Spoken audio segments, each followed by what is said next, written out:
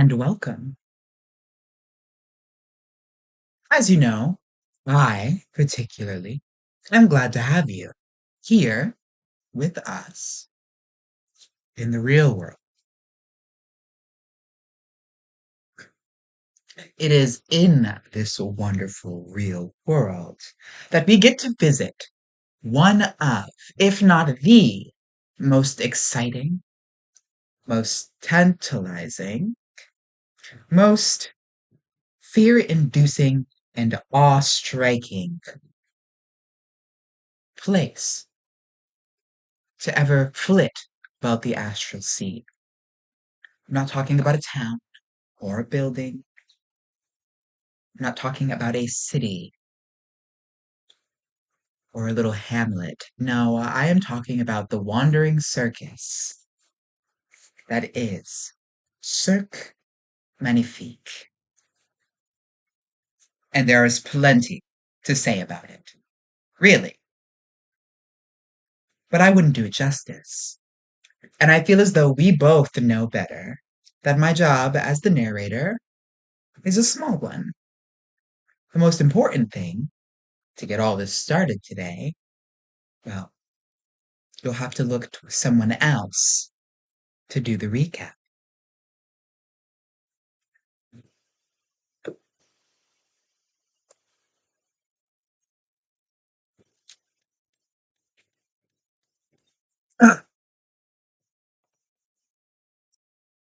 So we started last session with a Gloombringer. He was sort of on an observation deck looking out at the astral sea.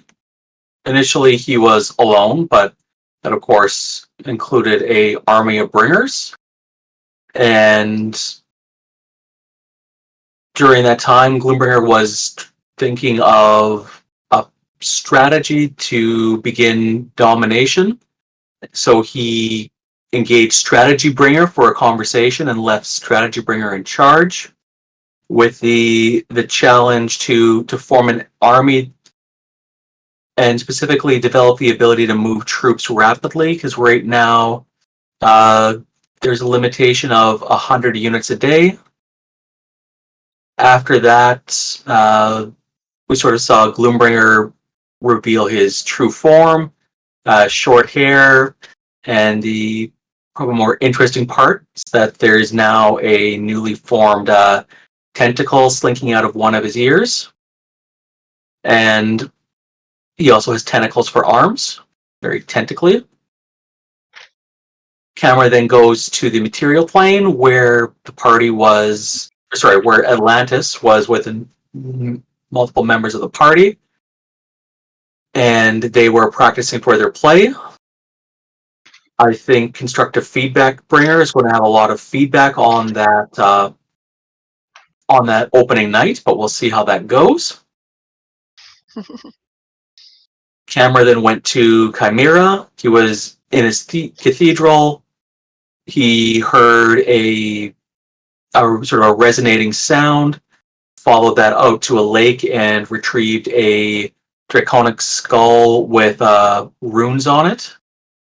And it turns out this is sort of like a Rosetta Stone, but for runes. Chimera then ran into Temple on the train, and they found out that the train is always in two places at once, being on the material plane and in the astral. And we discovered that Tempo is able just to move the train through the astral effectively with thoughts, as long as he's hooked up to the driver's seat. Then, following this conversation, Tempo went to go hang out with Baron. Tempo heard a voice telling them that you do not belong here. Whole conversation around Tempo wanted to understand why. Because Tempo is here to restore balance, but apparently Tempo is also one of the potential components to a spell that can kill, or not spell, but a weapon that can kill gods.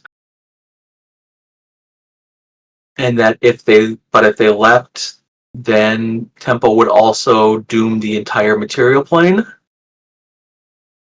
Following this, Tempo went back to the cathedral, got some life advice, and then started using the, what was it, Primus's heart that he had with him in his chest, and that's where we fade to black for the last session.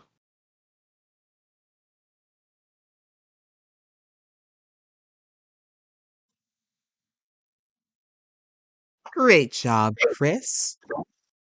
Take your well-deserved point of inspiration, please. Will do.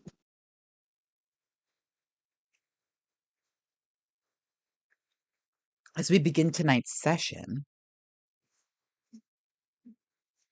on the circus grounds,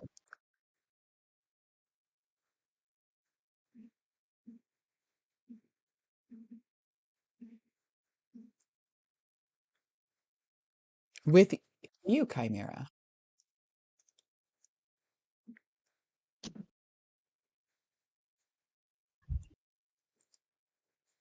All right. Just give me 1 second here while I...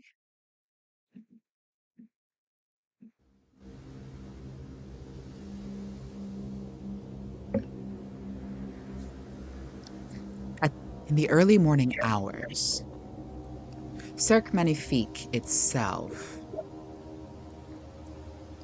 wouldn't be quiet, per se, but it is clear that the majority of those who find themselves reveling in what the Cirque has to offer visit in the late night hours. No, Chimera, you find, walking through the grounds, that most people that are here now are your general common folk, and a good amount of them that have followed you from other cities, tagging along and boarding the train for a small fee, and setting up camp outside the main gates. Passing through, a woman reaches towards you. A dirty hand grasps at your white linen cloak. She holds up a bowl towards you. Please, spare a coin. Just one. Of course, I'll drop a copper. Oh, bless you, truly.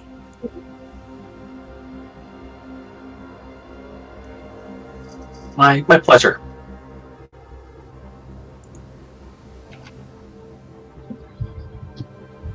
And I'll continue walking, I'm assuming, back to the cathedral.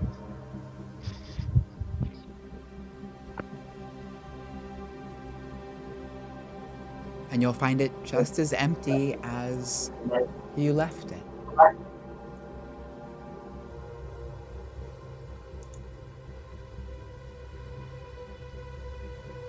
All right. Given the time, I'm going to head to the rectory, close the door, say some evening prayers, and head to bed. Early in the morning? Oh, I thought it was like super late at night. No. It's early in the morning. Okay. Gotcha. Never mind. In that case, I'll flip that, and I'm going to say my morning prayers.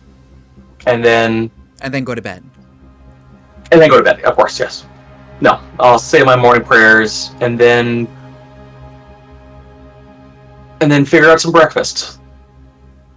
Should be something that I can eat around here. And you have quite a few options. You could either go to the circus mess hall, where there's a large set of Gloombringers working on making breakfast for the entire circus. You could go to a small little inn that popped up outside of Revelry that serves food.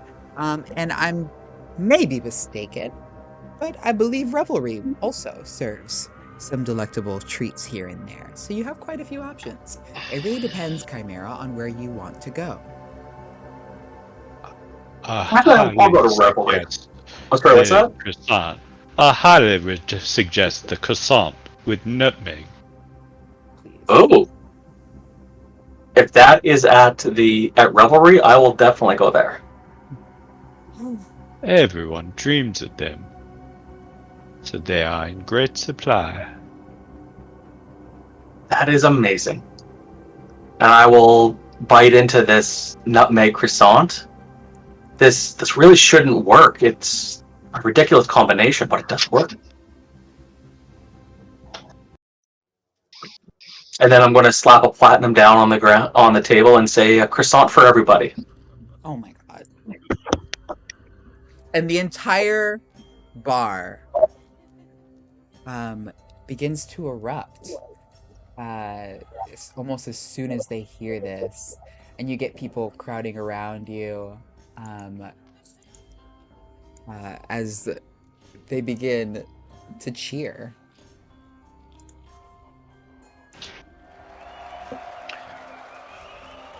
And through the crowd, you'd see a slender Shadrakai kind of nervously pushing through the crowd to make his way up to where these croissants are being given out.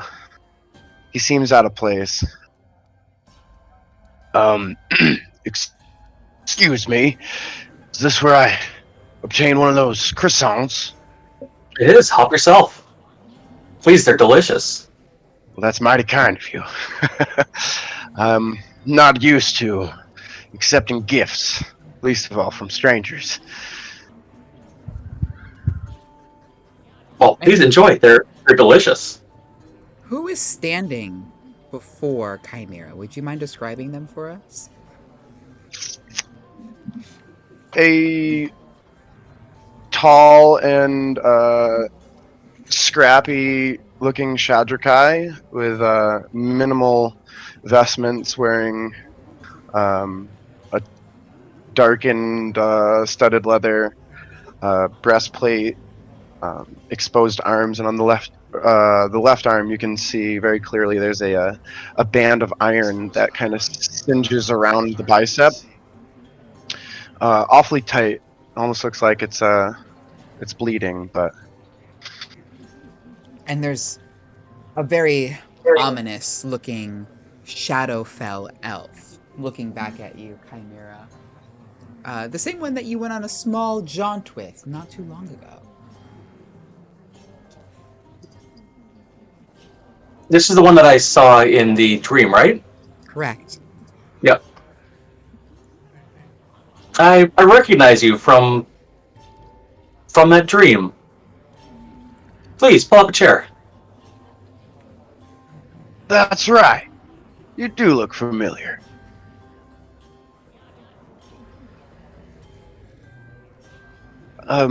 What did you say your name was again? Chimera. Humble priest at your service. Chimera. Well, pleasure to meet you in the awake world. You can call me Slayer.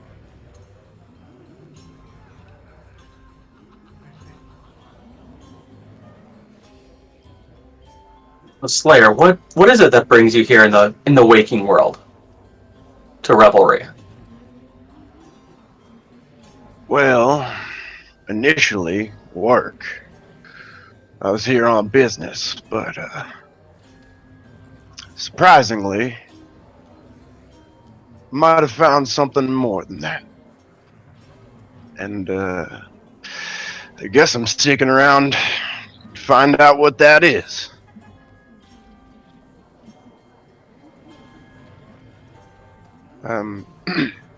If you don't mind me asking, what brings you to the carnival? The train. It's a fascinating device. Definitely very useful, very interesting. That's what keeps me around here. Well, I knew it was quite the gadget, but I'd say I'm intrigued nonetheless.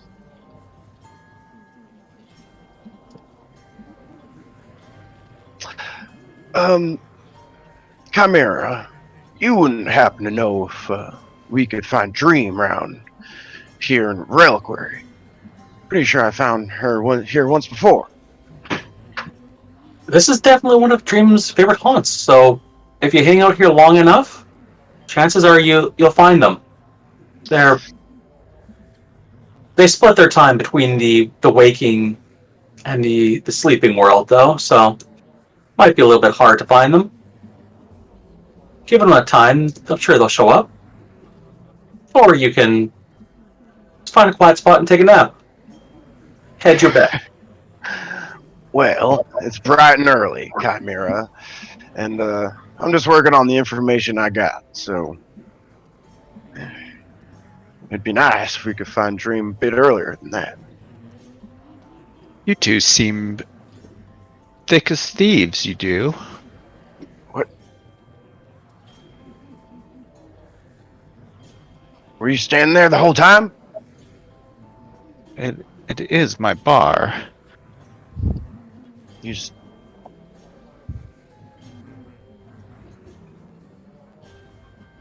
I'll walk over and take a seat. Have you given any more thought to my proposal? Will you take the job? Oh, and good morning. Yes. Chimera? Good morning. These croissants are delectable. Yes, Dream, please have one. My treat. So, they are something out of Dream, aren't they? It was nutmeg, if I wasn't mistaken. Who's to say for sure? Well, yes. I thought about your offer, Dream, and well, I'll take you up on it. Now, as a matter of payment, I hope you can do me a service and bear with me as I decide. But it's just a burning in me. Figure out where this wizard went. Oh, yes. Mordenkainen. It does seem quite curious. It was almost certainly the doing of Iglulov. But I'm rather curious as to why. Why is she doing all this? She covets power, but she must have some deeper scheme than a smash and grab. They were clearly looking for something, as you said. And that's what I just can't put my finger on. Well, we could head straight into the mother's lair and confront Iglulov, but her meddlings with Aldous Maystar just curious is all. Perhaps we pick up a piece of the trail before we carry on. Yeah, I'm afraid to say, even with your martial prowess, we seem to still be missing several key pieces.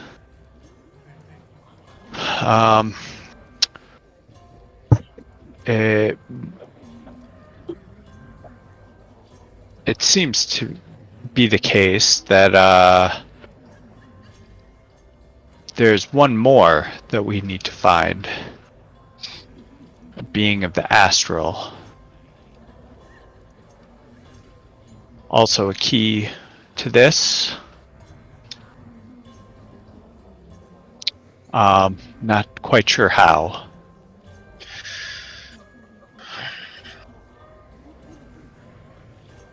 Also, another sibling, allegedly. Well, perhaps keeping the family together lies higher on our priority list.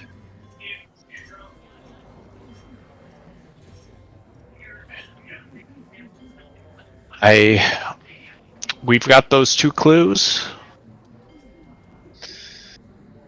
I must say I don't even know where to begin to look, though.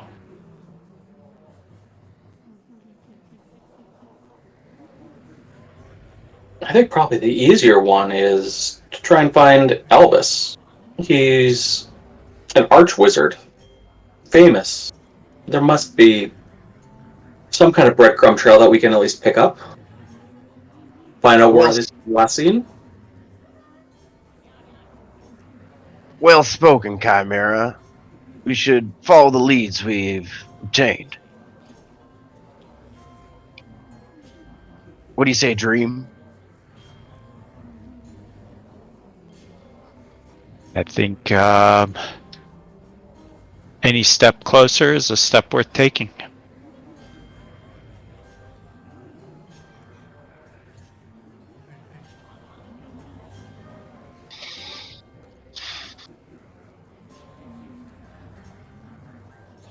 Well, let's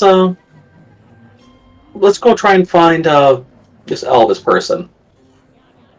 We can pop over to the Lyceum if we want to. I know his connections there. We also know the god that he was involved with.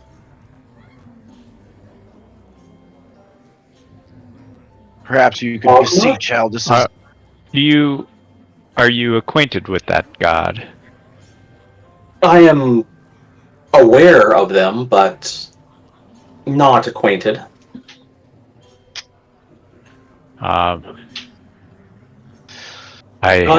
think I've been hanging around here too much, where kind of assume everyone knows gods these days. It's a weird place. Is it at all possible one of you magic folks could locate via the Aldous' reliquary?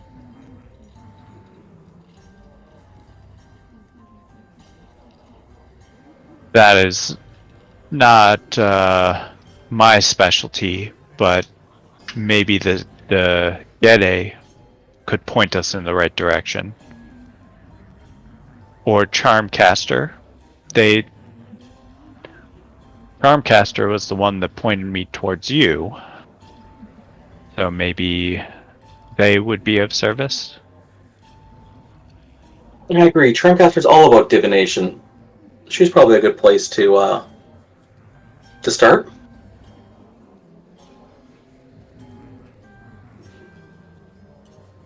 Let's go over to Charmcaster's cabin.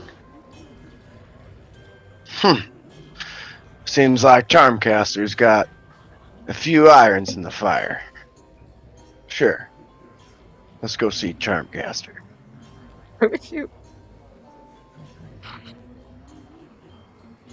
And as we start to leave, Chimera's going to pull back on Slayer's shoulder. And just discreetly say, so, I'm sorry, I heard that there's a burning deep inside you. I spent a lot of time with soldiers. I get it. Do you need a minor restoration?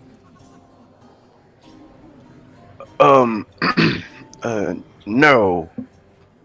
That's, well, not technically how it works. Gotcha. Okay. Sorry, like I said, wasn't paying quite enough attention maybe, but glad you don't need it. And as we keep walking, I'll kind of just fade behind the party a bit to be out of eye shot, and you'll see Slayer reach over with his right arm and kind of grab a little like a nut and like rotates it, and it appears to twist the band a bit tighter. So now you can see a very clear, distinct bead of blood run down to his elbow. Do I see that, or are you doing that behind my back? I'm doing that behind your back, intentionally trying to keep it, Okay. off topic, and the camera would see Slayer wince just a bit in pain and shrug it off and keep walking. Yeah, that tracks because Chimera has one last croissant, and on the way to Charmcaster's cabin, he makes a little quick detour, and he just leaves it next to wee little sleeping Zeke, who is just always so excited with everything. They're going to love this. A little treat for when they wake up. You said Zeke? It's Zeke, right? Z. Z. And Z is always excited about random food left next to him that he doesn't know the pedigree of. No Definitely on problem his, at all. Definitely on his bonds and flaws. A menace. An absolute menace. The Right. question is that a bond or is that a flaw? Hard to say. You know? Could be both. a bit of both, Could be a little bit of both. Depends on how you look at it. Perspective's everything. But yes, eventually you do begin to make your way to Charmcaster's cabin on the grounds of Cirque Magnifique. You find her inside. You can hear. She seems to be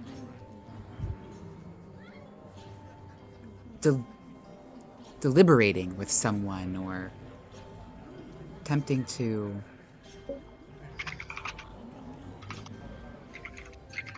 reason with them. You can hear negotiations going on in the background. You hear just put it down. Down. Hex, put it down! And all of a sudden you hear a big crash. Things start to break on the inside. Oh, that's right. Charmcaster is a little indisposed with her guest.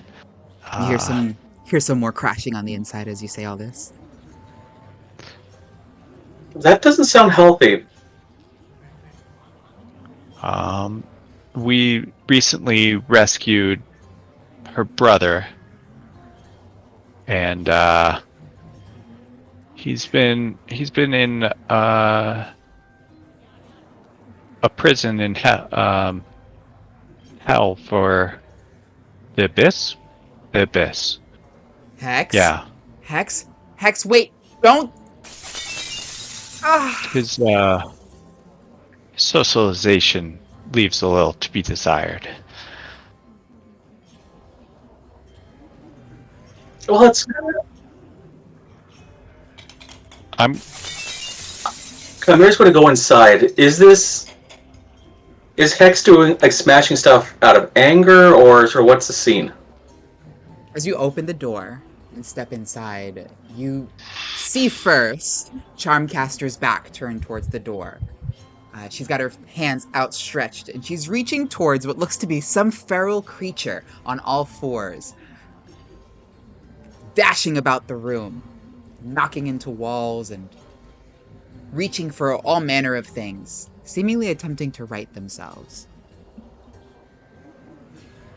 I am going to pull on Crescent and try and calm emotions. Oh, damn! I was going to do the same thing. We can do it together. I was gonna say, you can do it together. The power of dragons combined. I'm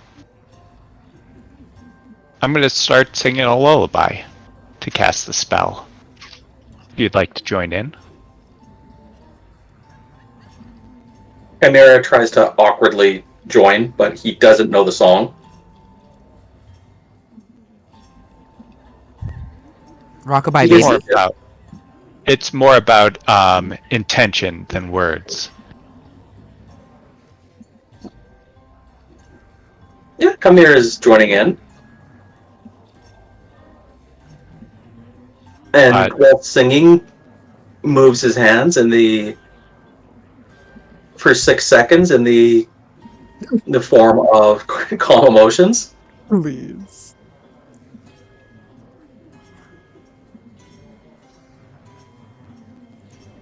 Dream, what does the song sound like? You have to sing now. I don't know any good lullabies.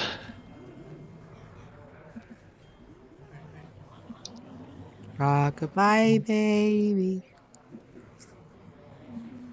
As you begin, I won't torture you, I promise. Baby shark. I have several on I was gonna file, say, but Mitchell. I don't think the stream needs that.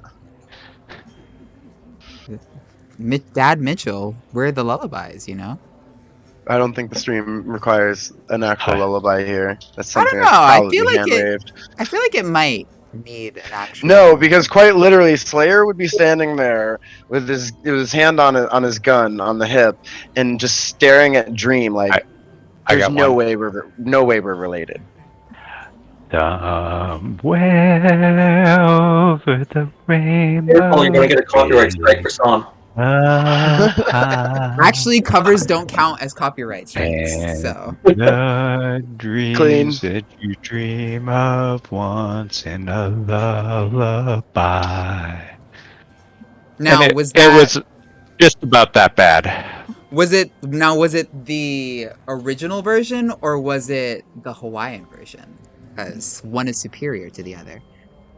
The Hawaiian version is the original version. The other one's the cover. Boom. What? Yep. Mind actually blown. As Charmcaster slowly but surely turns to you, obviously confused. What did you just do? And why am I sleepy?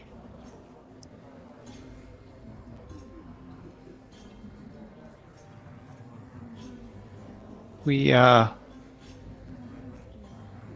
just turn the volume down a little bit.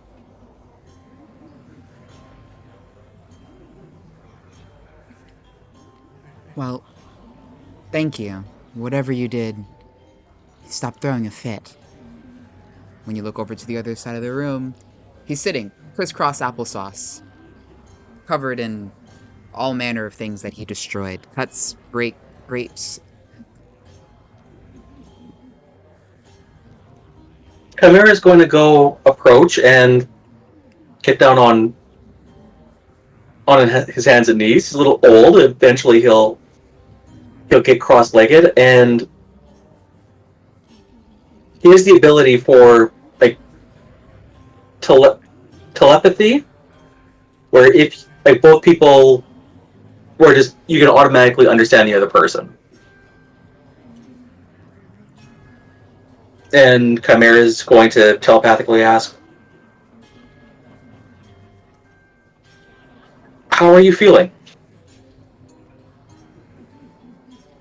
What you get back, Chimera, are not words.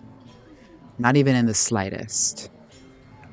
Hex doesn't look in your direction or turn towards you. You do already know that he is blind.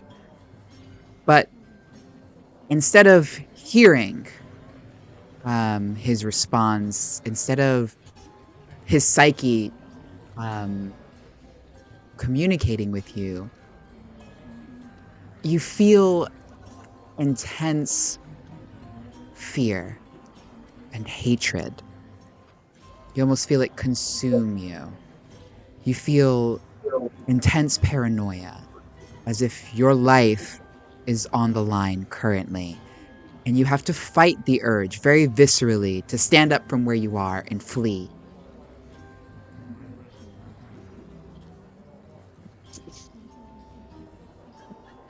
Oh, child. This is your existence? Is it every day like this? What did you see? I'm gonna wave off Charmcaster right now because we're dealing with someone who's paranoid. I don't need to be fueling that in front of them.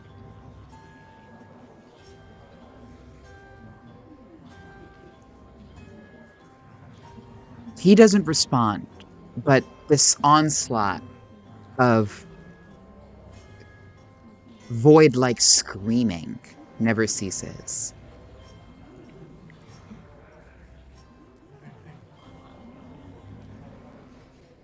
When was the last time you had silence? What can we do to help you get silence? He's not talking yet. I'm not talking out loud either. I'm using the telepathic.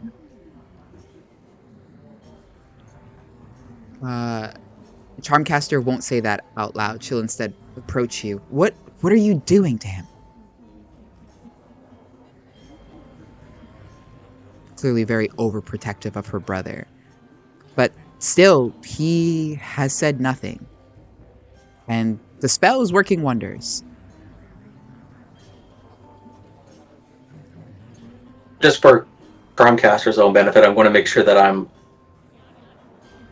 holding my hands like flat and still, not holding anything, not touching anything, just making eye contact with Hex.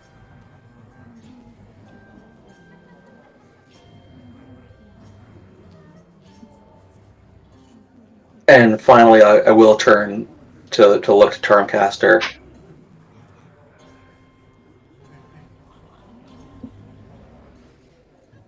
And telepathically still say, I connected with him. There's screaming, there's paranoia, there's torment.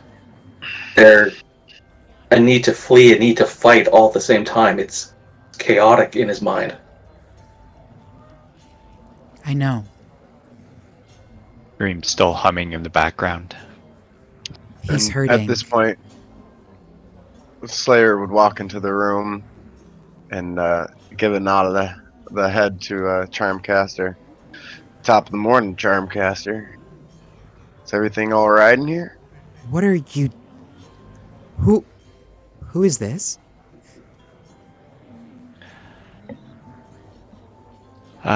Supposedly, according to you, my twin brother. This... Oh, that's right. Yep, this is the one.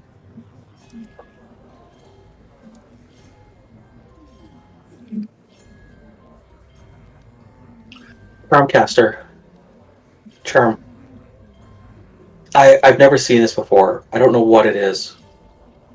With your permission, may I cast a greater restoration on your brother? Magic got us here in the first place. I don't know that it's the answer, Amira.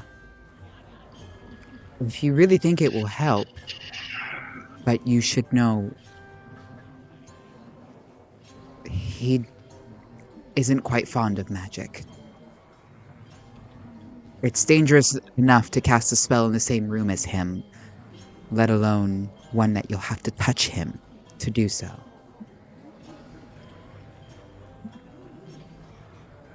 It's like an instinct. I don't understand.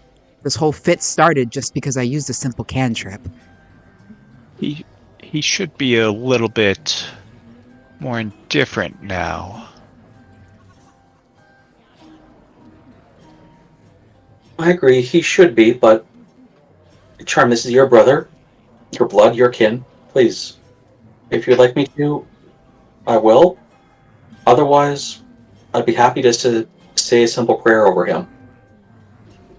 I want my brother back. So if you can do that, then... Well, then who am I to stop you? Just please be careful.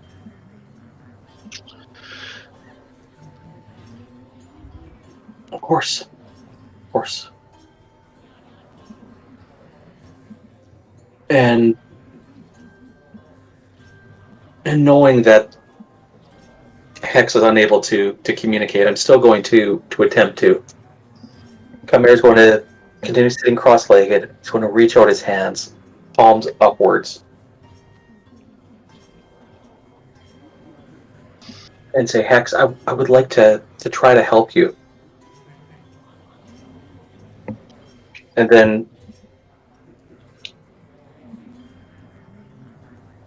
he's going to slide his hands forward and see if Hex will sort of mirror the action and sort of seek help, if you will, by touching hands.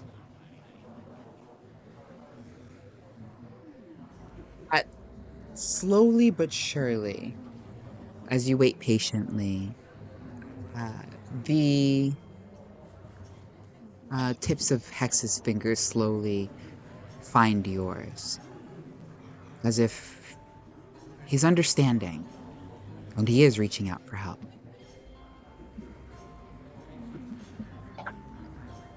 All right.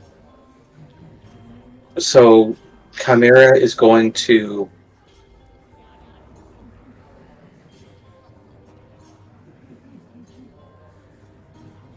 close his eyes, say a quick prayer. Sorry, with your blessing, I'd like to try and heal this damaged soul. Please empower this spell. Might I help as well? Of course, with Hex's blessing. I appear to have his trust. I don't want to shatter that. Look expectantly. And Hex, who's been slowly rocking back and forth, doesn't nod, doesn't seem to acknowledge any of you, but he doesn't pull away from Chimera either. Well, I'll take that as a good sign. And I'm going to take out my pipe of smoke monsters, and keep singing or humming, and shapes form in the smoke as I puff and take a deep breath, and then blow a deep, magical, glittering breath over Chimera and X. As the magic begins to leave your body, you notice that Hex begins to flinch. He grits his teeth, and he almost begins to retch towards you. But the soothing light that begins to glow. Should have been dragon breath, so that's not technically magic. But as the light glows in Chimera's hands, and the lullaby still carries on the wind, you see that he's calmed.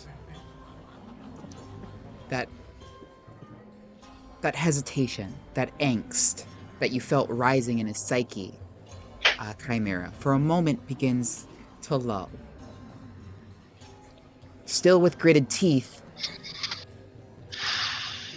he bears the brunt of this.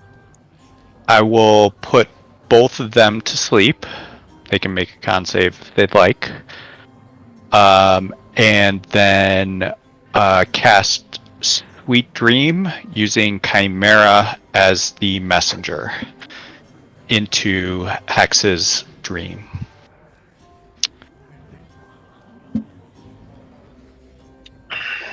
And in theory, anything cast in that state in the dreaming will become reality, which might lead towards more lasting results. All right, I'm going to be honest. this wasn't communicated to Chimera, and he's dealing with someone who is having some sort of breakdown in response to this magic, I think I have to roll that con save. Okay. Con 22. Meanwhile, Slayer would have put his feet up on the coffee table and lit a cigar Yep, 23. and just watched the show. Okay, you don't fall asleep.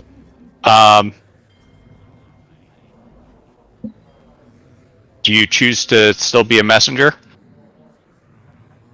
Sure, I'll allow myself to be a messenger, but just nothing was communicated to him, so he's got his guard up.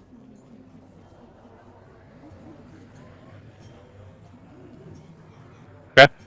I think it still proceeds. I don't think Still you have to be a... Yeah, it'll still proceed the same way. He, however, won't be able to affect the dreaming the way that someone who is dreaming would be able to, which we all are very well aware of. But with that being said,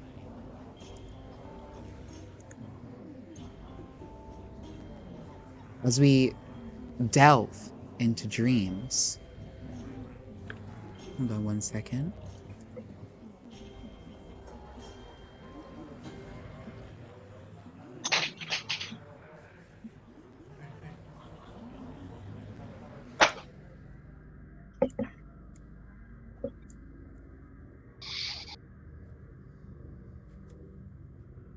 The howling is louder than ever, Chimera. Thrown into a tumultuous, howling wind, all you can hear is the distant sound of a tortured voice.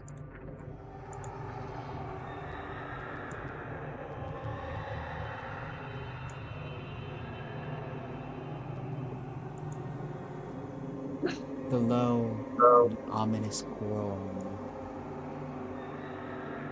of an unyielding wind.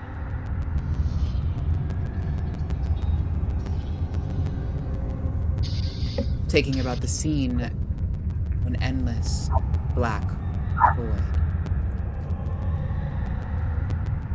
You can feel the despair begin to seep into you.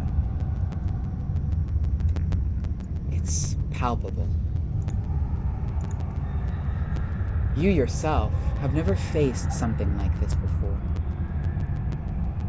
And to your own surprise, it begins to affect you mentally.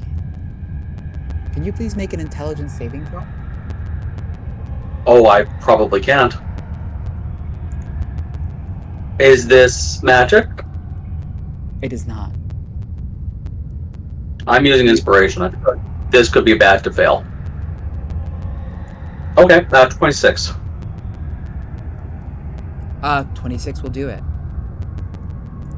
As you pull the strength of your consciousness to the forefront of your being and try to resolve yourself against this harrowing and almost frighteningly powerful pain that Hex seems to be going through. The main thing that you came here to do is to help him, but he is nowhere in sight. As you continue forth through the darkness, the void shows you scenes, perhaps from Hex's life, perhaps only from his nightmares. You see him separated from his sister. You see him tortured, entrained. You see him lose everything, including his eyes. A young boy, an adolescent, barely a teen, sent to live in a prison world. Daily tortures. Obscene and unspeakable. In a moment, you're privy to some of the horrors that he had to undergo. But it still feels like nothing. Nothing compared to the growing, the shaking, the unnerving darkness that wells up. As you reach the pinnacle of this darkness, Chimera, you think you finally find him. Amongst shadowed trees, in a dark facsimile of a forest. Slowly you approach, the distance growing ever smaller. When you're within arm's reach of him, you're sure that it is he. You can feel his mental presence. You can hear his shaky breath.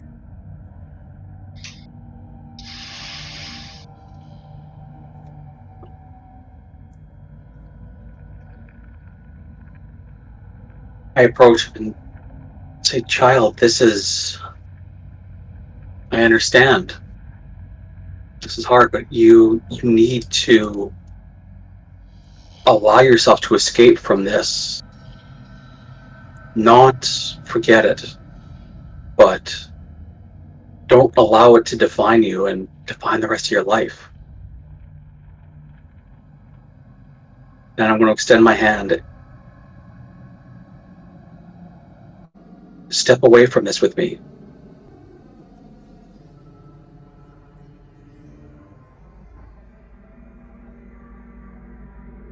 I can't. It's still inside of me. What's inside of you?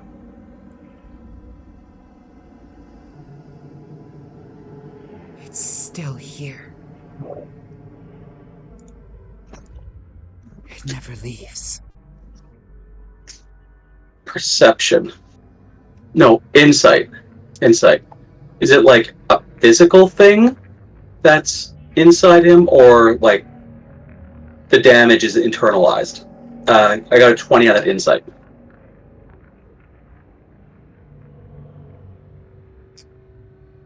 It's hard to know when someone is so pained, so broken. But as you reach towards him, and attempt to make that connection, you feel that what he's going through, what he speaks of, is very real.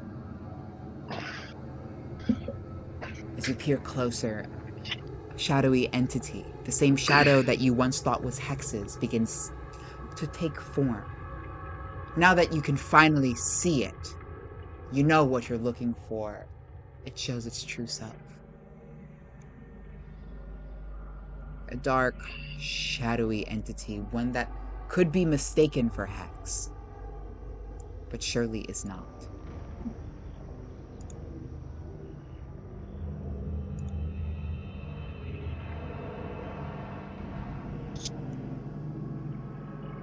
I'm going to approach this shadowy hex. As it approaches you as well, meeting you halfway.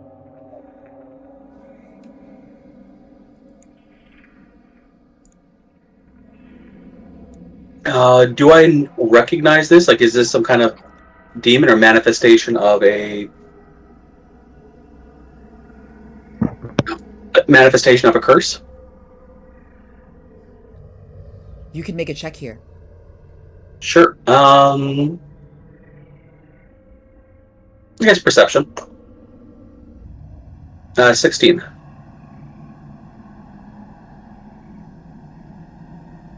Curse, demon, whatever it may be, it has attached itself to Hex, and that much you're sure of.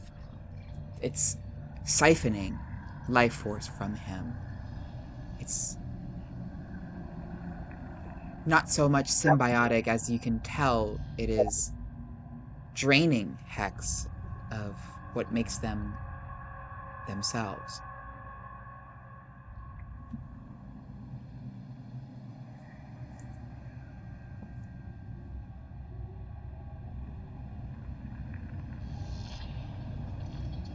Setting my spear down, I take a deep breath. Inhale, exhale, and then I calmly say a prayer. Sardior, please intervene on this child's behalf. He needs help. He's in great pain, and he is being abused by this shadow. Divine intervention.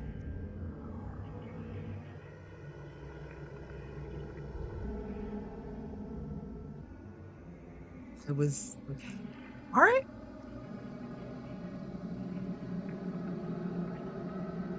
Your prayers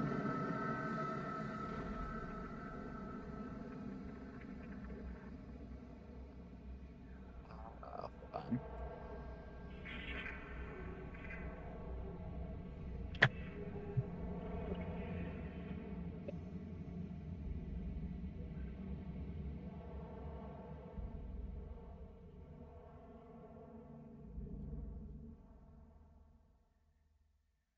Your prayers begin to resound throughout this dream space. As slowly but surely, the shadows begin to be dispelled by the dark. Or by the light, excuse me. A pillar of radiance, seemingly from the heavens, begins to crash down and break through this nightmare. The shadow stood no chance against the radiance of Sardior, as in an instant it is vanquished, dissipated in a shriek. And just as such, the nightmare scape begins to fade away. And in this dream world, Hex stands, and the blind man turns to you and softly whispers,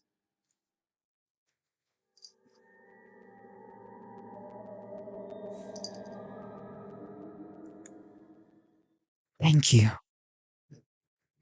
Thank you. You have no idea what you've done."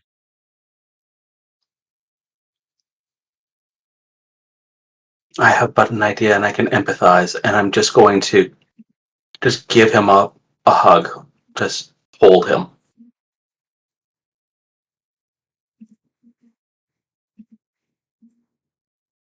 And as the dream world fades away from us, and we find ourselves kneeling on the floor of Charmcaster's cabin, you have embraced Hex, and he has embraced you. Here in the real world, you find yourself holding very tightly onto this man. You can feel his fingers clenched in your robe for dear life. And all he can whisper is, "Thank you, thank you, thank you, thank you, thank you, thank you."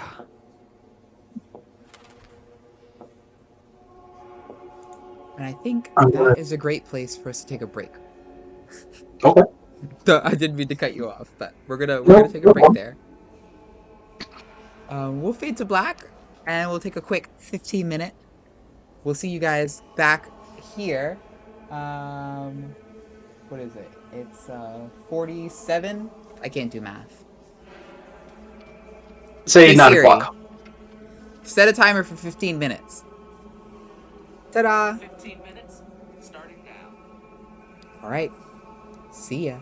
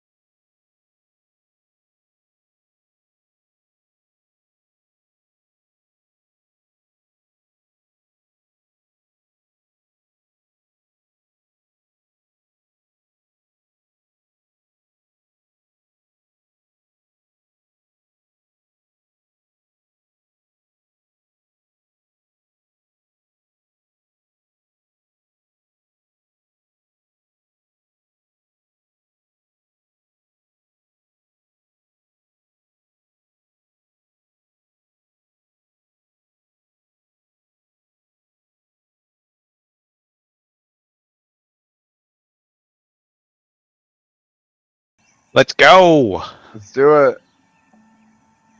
Welcome back. Thanks for bearing with us during our little break. But lucky for you, it is over now. And we get to continue telling our story.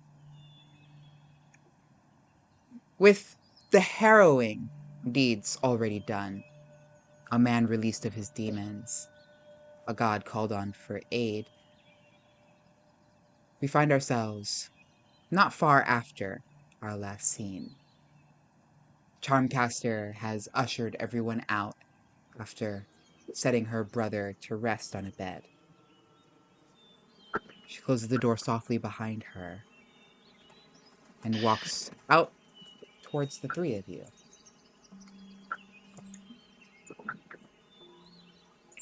I I can't thank you again, Chimera. I don't know what happened in there, but he's different now. Thank you. It's my pleasure. I saw him in so much pain. He should be better now, but there's years of torture that he has to process, and I know. I know. I I do not know what's next. I wish him well. If it helps, a number of people from the circus have found just the quiet of the church just to help them. There's no need to create a sardior, but just a quiet, reflective space. And you and your brother are, of course, welcome. The doors are open.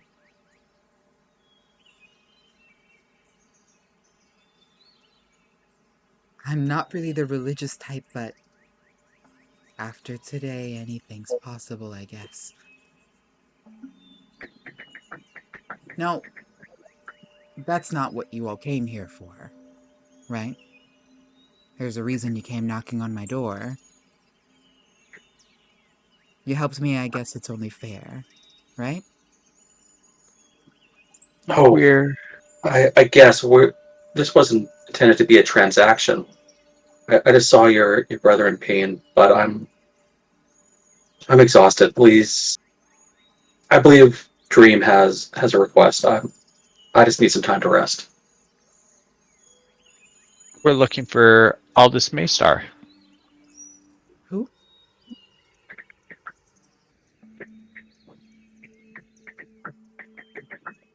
Um, should I know this person, or is this just another one of your fetch quests? Uh, Apparently he's pretty famous in this world. Um, I don't know. I've never heard of him myself, but we found his mind ransacked, and have a journal. We were hoping you could look in on him, if you know what we mean. Uh, yeah, I can definitely try. Here, come into my tent. And nearby her cavern, excuse me, her cabin, is a tent. And inside, all of the crystal balls you see that she usually works with. She sits herself at a table and gestures towards you all to do the same. Slowly, the crystal balls around the room begin to rise and float around the room.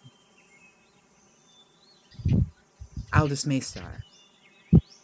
Alright, let's see what we can't find.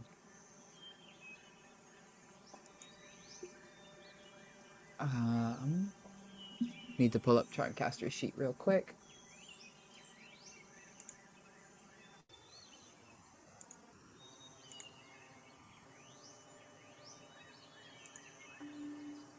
And you're looking for his location, correct? Yeah, and if you know anything about him,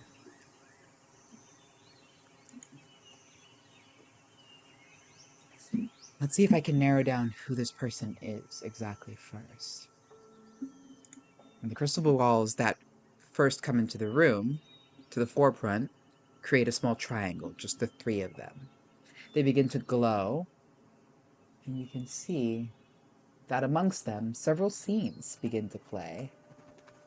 Just making sure that she has this spell, because I don't remember if she does or not.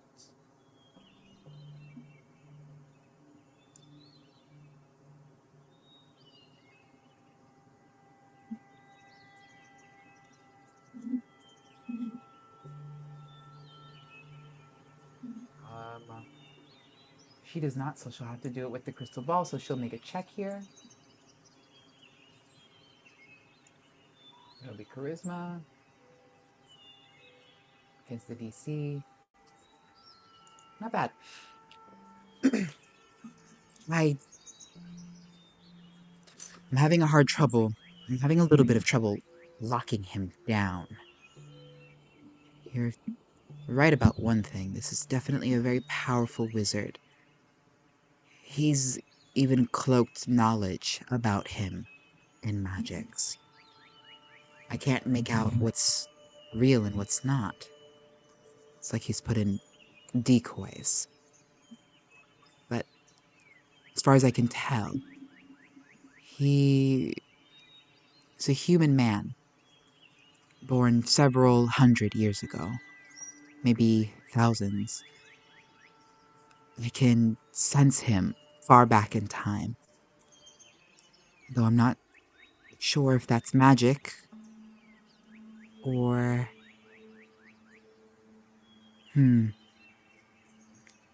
No, all I can see... All I can see is...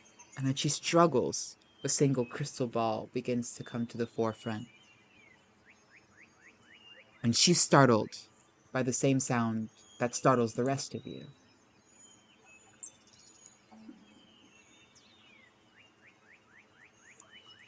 The scene in the crystal ball changes rapidly, and all of a sudden,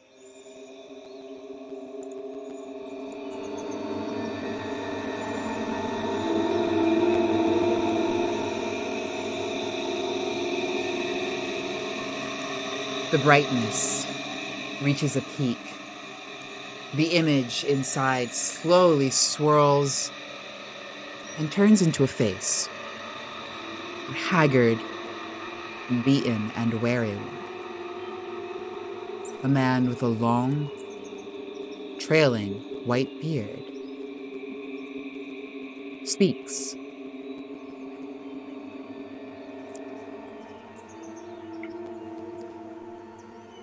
You must hurry.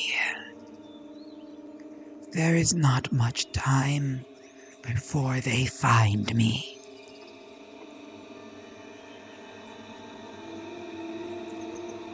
Come quickly, or do not come at all. As the magic begins to grow again, the light expands in the room.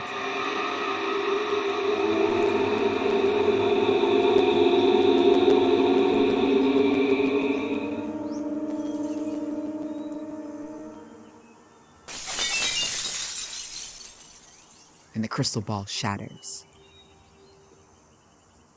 Charmcaster shrieks and covers her eyes. What the hell? What the hell was that? Did you see that?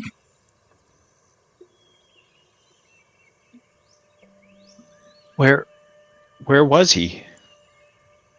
We have to go help. I think I can pinpoint it, but can you just explain to me what's going on?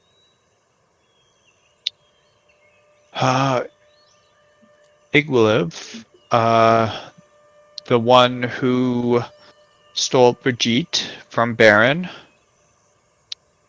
who has Scorn as a captive, has broken into that man's mind and stolen something, and is now hunting him.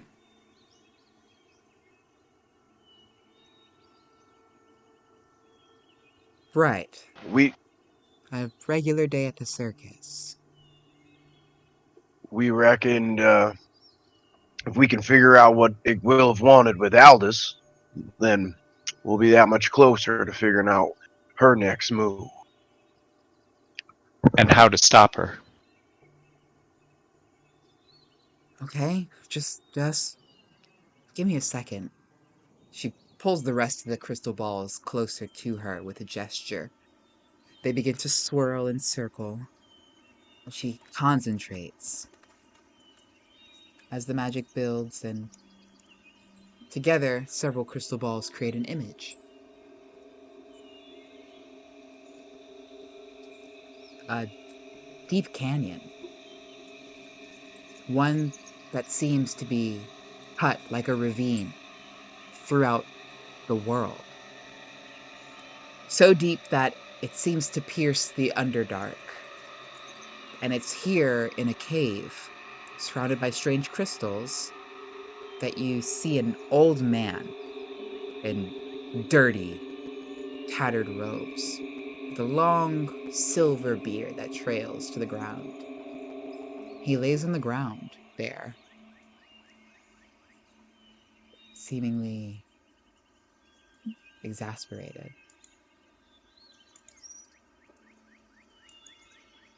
Slayer, have any recollection of this trench that reaches down to the Underdark? You can make a history check. You're definitely more familiar with the Underdark than most people. You can 22. tell. You can tell as soon as you see the image of this man laying on the stone ground that he is in fact in the Underdark. What first catches your attention is that he is in probably one of the more dangerous places you could be. There are pockets of the Underdark where magic are very volatile. And you've seen this type of crystal before. It sucks in magical energy and holds on to it and can be very volatile. And here this crazy old man is just laying in an entire chamber of it. It's like laying down next to C4. Not a good idea. But all that being said, the canyon is very familiar. Your first time on this plane, you had to travel across a very long and a very large desert. In this desert, you came across the same ravine. You're pretty sure it's somewhere in the middle of the Anorak.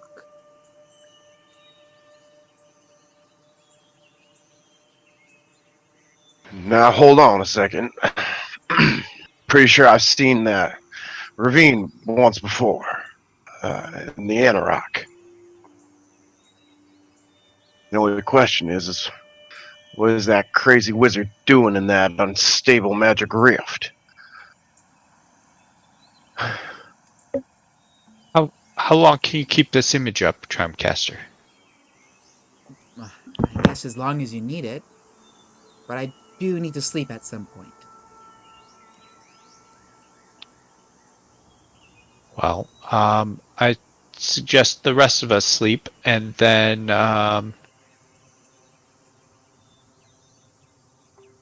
travel there directly.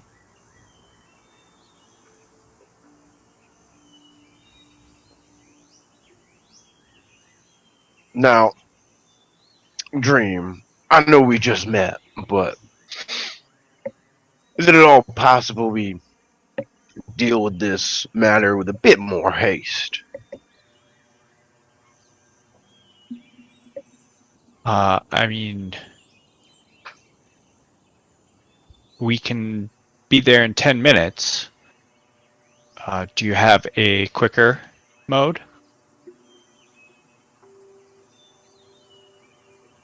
No, not at all. Just suggesting we don't seek rest before. Well, Oh, this is a Okay. pressing matter. Well, that's how we're gonna get there. Oh. Oh. You always speaking in riddles, sister. And I was it's being literal this time, but I can see how it could be confusing. Now, I'm starting to catch on.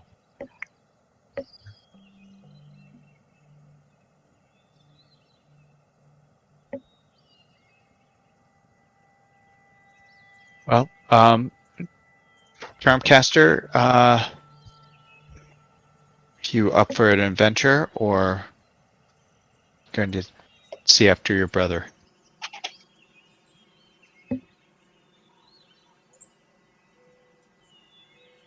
Adventure? You mean you're actually gonna go and pick up this crazy old vagrant? I Well, mean, yes. Chimera, should my brother be okay now?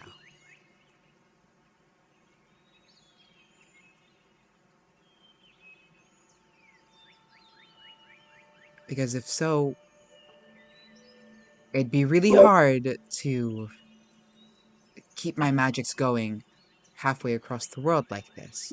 Be easier if I went with you, but if he's not ready, Sorry, I was on mute, but I don't know the answer to that. Just expel the demon, but Chimera might. So he rolled a 30 on a religion check on if the brother will be fine now.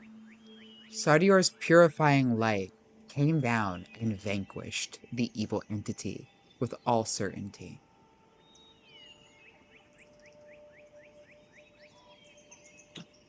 I'm certain that he will be fine. He he needs rest. There's there's a devotee at my church. I'll I'll have them check in on him a couple times a day just to make sure that he's okay. And I'll send a quick message to Shayna explaining the situation, saying, "Hey, can you keep an eye on this man?" I'm still a little worried. As she begins to speak, the door behind her begins to uh, slowly but surely creak open.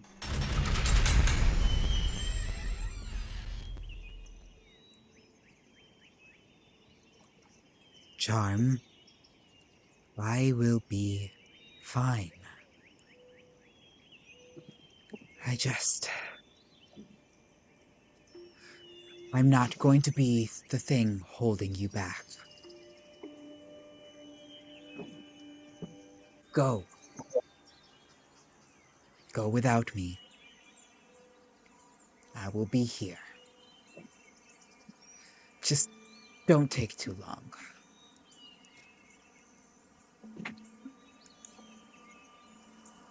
And as Hex closes the door behind him and simply goes inside, Charm turns back and shrugs to all of you. I guess I'm getting kicked out of my own cabin now, so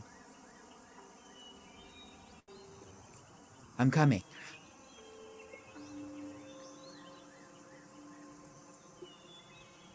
Well, then it's settled.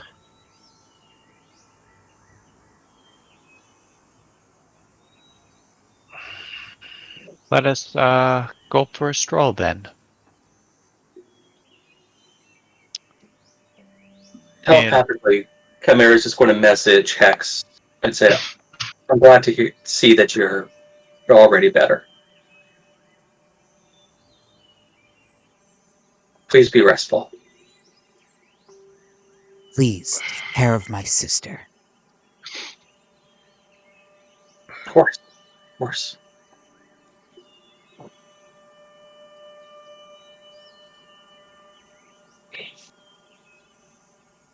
we're outside, right? Correct.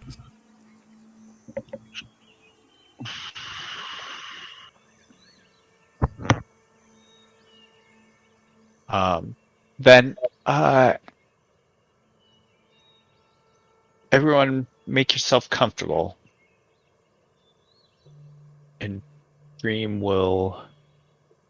How about we just walk down the path to the church rather than just sleeping in the woods where any random wolf can pee on us? We should be in the carnival.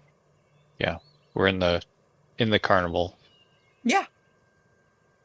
Yeah, no, we're not going to just go sleep next to a stump. Let's at least go I inside. mean, nobody would give us a side eye for doing it, but I understand your intention.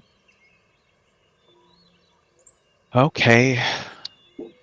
Then join me around the corner in Revelry. Or the church. Matters not. Revelry works too. Whichever one's closer. Well, Revelry's already in the dreaming, so that is half the battle. Would you two decide already? Revelry. Fair enough. Shall we be going? And I'll lead the way.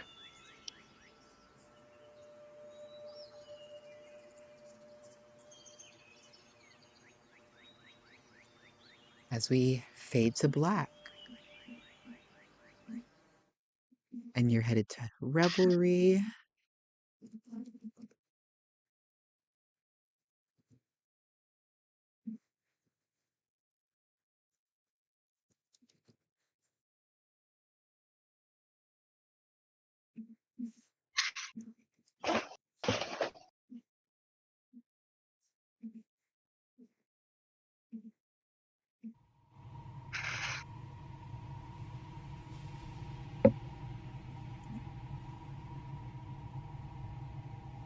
All right. And across Cirque Magnifique, through the back door of the Nightcap, a favorite tavern that follows this circus, you'll find a realm steeped in the dreaming. It is also where you'll find Charmcaster, Chimera, Dream, and Slayer slowly but surely headed off to sleep.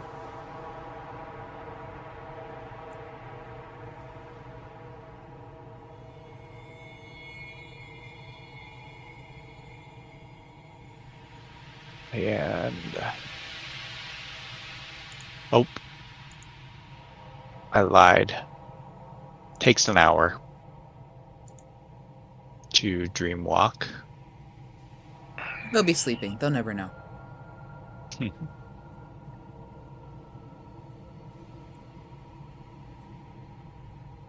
Yeah, don't feel rushed. I merely just didn't want a long rest and then do it, but I, still getting used to the context.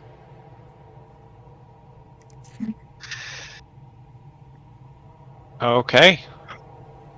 I'm going to cast Dreamwalk. Very nice.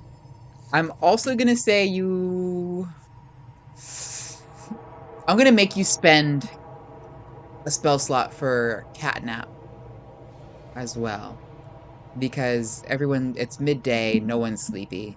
Like, I can't sleep on command, and I'm a very sleepy person, so I'm gonna make you cast Catnap for that one.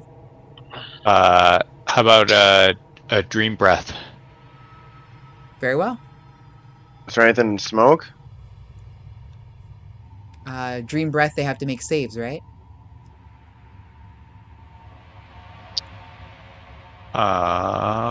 Dream Breath, 9-foot cone. Yep. I can't. I'm immune to magical sleep, bud. Oh, you're right. So am I. Give me. I need something hard and heavy. Catnap. We'll catnap, and we will. Wait. If he's Also immune to immune to magical magical sleep. Yeah, if he's immune to magical sleep, then he can't be catnapped either. Again, I need something hard and heavy. Is Poppy around? You need drugs. Yep. Ooh, Not Droogs. No. Slayer is clean. He's staying out of that. He wants something natural. Now, this is a very. Oh, hold on. We need to roll back because this is a very funny thing to deal with right now. As Charmcaster and Chimera succumb to the effects of sleep, Slayer is just indignantly looking at you from the other side of the dream tree. I'll kind of be slouched, sitting on the ground with like one knee up, just like staring at you. So, was something supposed to happen, or? Oh. Right. Interesting. Well, you need to be asleep for this to happen. And, apparently I can't make you go to sleep. Well, sleeping never really came easy for me anyway. Suppose you have something non-magical? Something old-fashioned? I mean, we have a whole bar. Care for a drink? Or three? Not sure I'll be any use to you if I'm in my cups. Perhaps something to smoke instead. And I'll kind of tap on my cigar pouch. My preferred method. Ah. Yes, maybe so. I'm going to search around on the floor for one of the crystals. Some halfling leaf or something was I heard about it out in the desert. It was a poppy or something.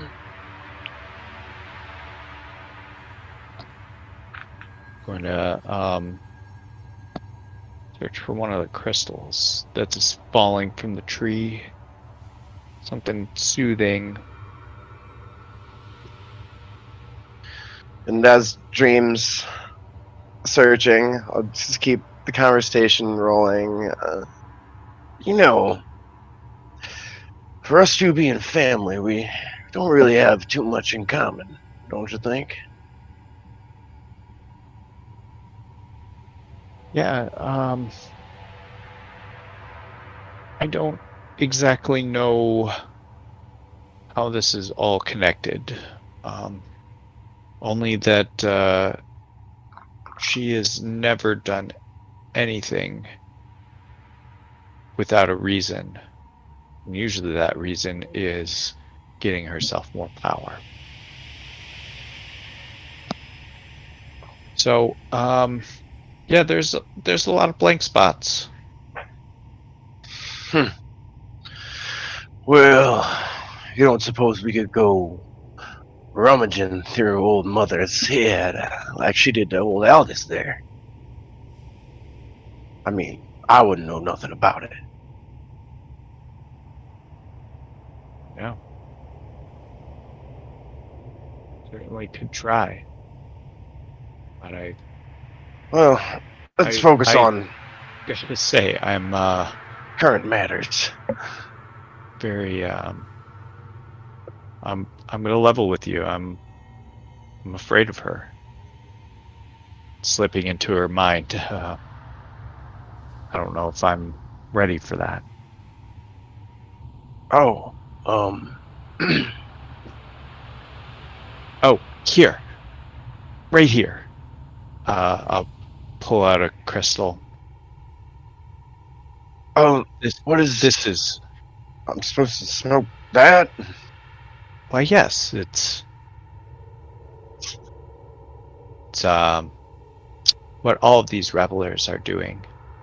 You look around the room and there's hookahs and pipes, and people seem to be smoking and dreaming. We collect them, the dreams, and crystallize them. They just form on the tree and fall like fruit. Here, this is a little rabbit dreaming of crystal waters, tranquil breezes. Should And, be soothing. Receiving the crystal. Well, I don't suppose I should start saying no now. And I'll pull my knife out and kind of pull my pipe out as well. Throw a little tobacco in the pipe from a cigar, and with my knife, break a bit of the crystal into the pipe.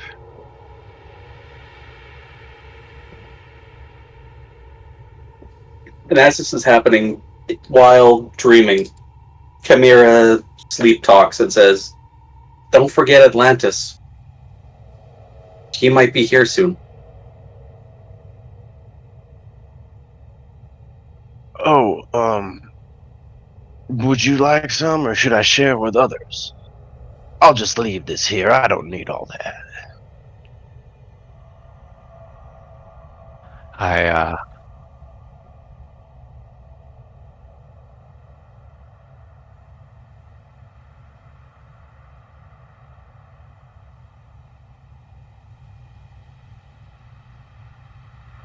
And just before I go to light my pipe, I'll hesitate once more and I'll look to Dream.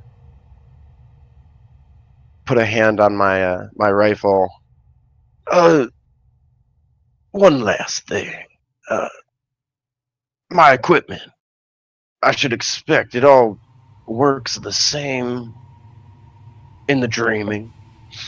Oh, we won't be in the dreaming for very long. We're actually going there. It's a little trick.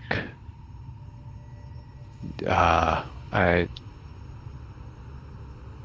could theorize on it, but that's the thing about dreams. They never really follow the logic. So you dream about it, you walk over there, and then you dream about being there, and then you're there. I won't lie to you, Dream. This is a lot. Color me confused. And I'll light my pipe and take a very large rip. And exhale. And I would surmise that a small hare, a young rabbit, would begin jumping from out my smoke as I exhale. And it would skip from left to right until it kind of skitters off and poofs into smoke.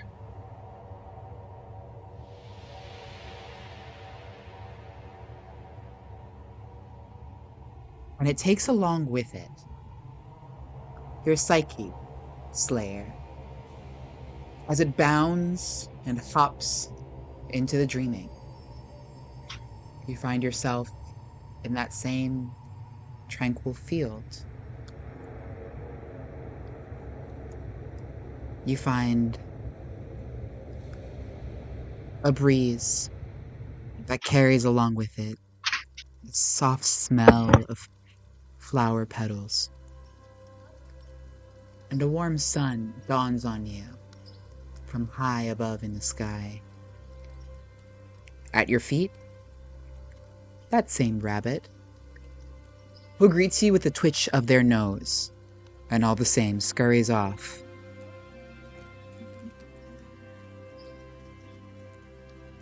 And I you would think you should see name him Bartholomew. Bartholomew. Well, that's cute. and you'd see Slayer break a short smile.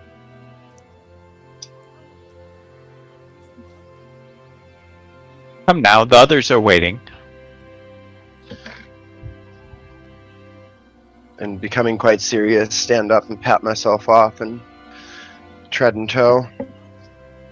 Through the dreaming. As Dream leads the way, you step through tree arches that become great cathedral halls. And there in the dreaming, you see Chimera at a pulpit, a congregation praying to Sardior. It's now that he realizes he's sleeping when he sees the two of you walk through the wall. Chimera, you're in the middle of a sermon when Dream and Slayer apparate suddenly.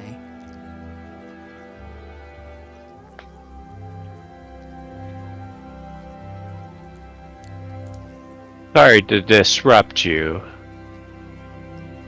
I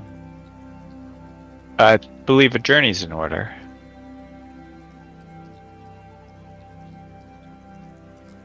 Looking around and realizing that this is a dream, I'll nod. Let's go. I love what you've done with the place. And as you step through a doorway, you step into a dark wood where you find Charmcaster alone. She's peering down a large hill at a manor deep below. The rustle of trees behind her startles her, and she jumps up to look at all three of you. What are you? This is my... Oh, yeah. Oh. Well, that's kind of unfortunate.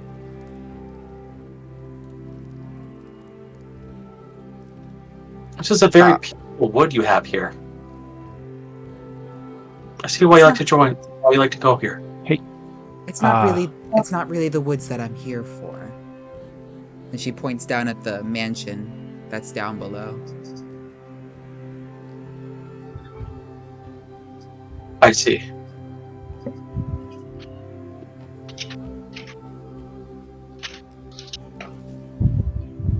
Well, you've all ruined my favorite dream. Should we get on with it? Dream a little dream for me. Dream will hum a tune and carry on. To finally walk through the dreaming and find yourselves standing in a desert. As we fade and sand whips across our eyes.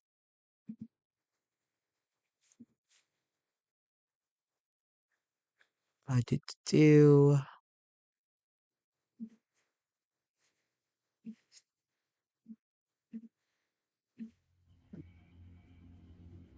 You find yourselves back in the waking world, standing in the middle of a desert whose winds are currently assaulting every bit of flesh that is not protected by cloth. Immediately, the searing rays of sunlight, unadulterated by trees, buildings, or anything else, beats down on you. The temperature here is many, many degrees hotter. And it's apparent almost immediately.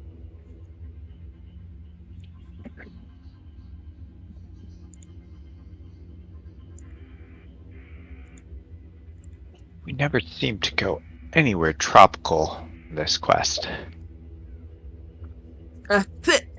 There's sand in my mouth. God. Slayer would reach to his arm, and the device that he used once before, he would twist in the opposite direction to release its pressure.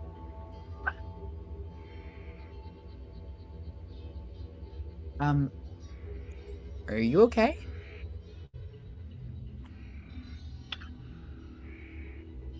Oh, yeah. It's, well, it's You're good to be bleeding. back.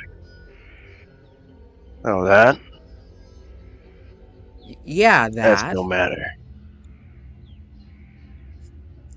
All right. Let's just focus on what we came here to do. Don't gotta tell me twice. Here. Charmcaster makes a gesture, and a crystal ball slowly slides out of a small bag of holding. As she raises her hand, it floats above her palm, and you can see in it the image you were shown before of Aldous Maystar.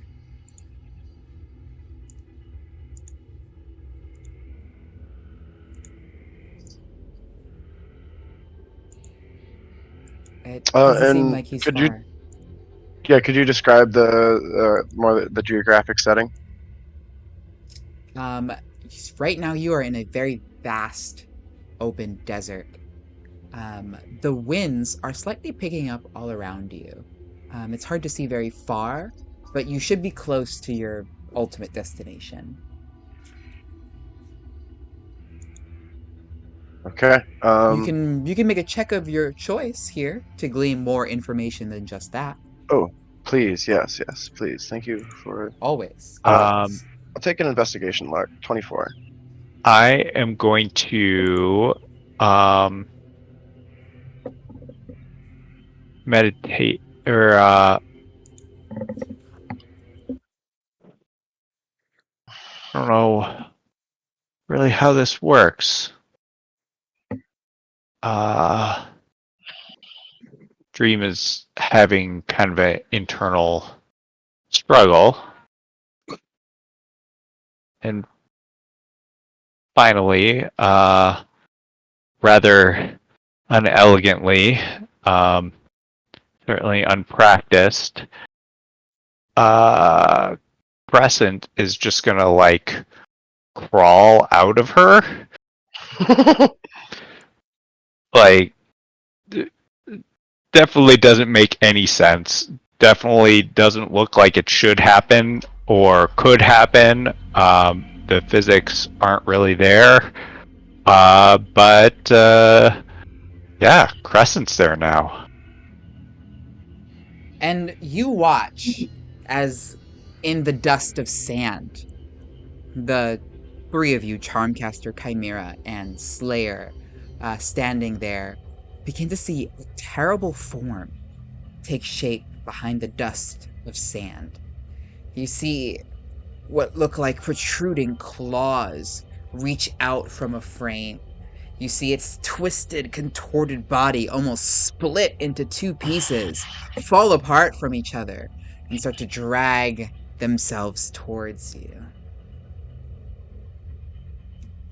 Charmcaster's Curse! already got several crystal balls lined up and focusing energy through them. Curse the Raven Queen. What the fuck is that? Well, that certainly was disorienting. Dream, Whew. what the fuck? Yeah, the egg, the guardian, made our partnership a little bit more literal. So we've always been of one soul, but Preston and I are really of one soul now. I figured Well, following this destiny thing would lead me to more answers, but it just keeps getting stranger and stranger. You probably should spend some time with Baron. That will put all of this in perspective.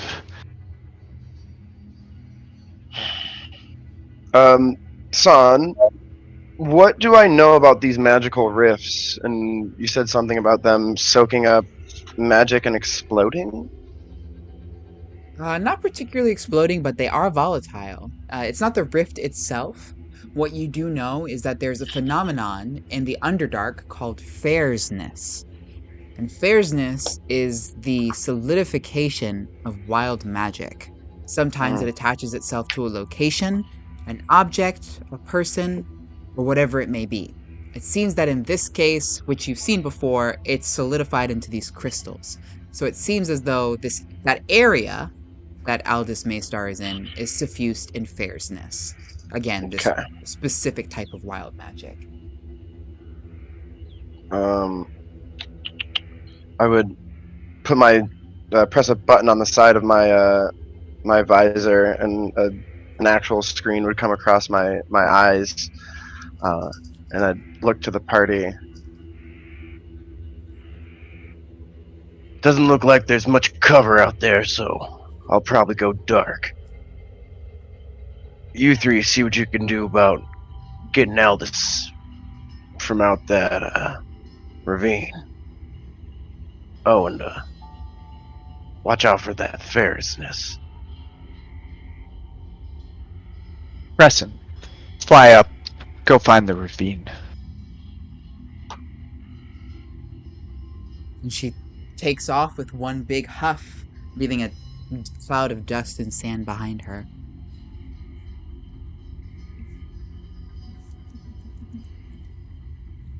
She begins to scout. And You can make a perception check as Crescent.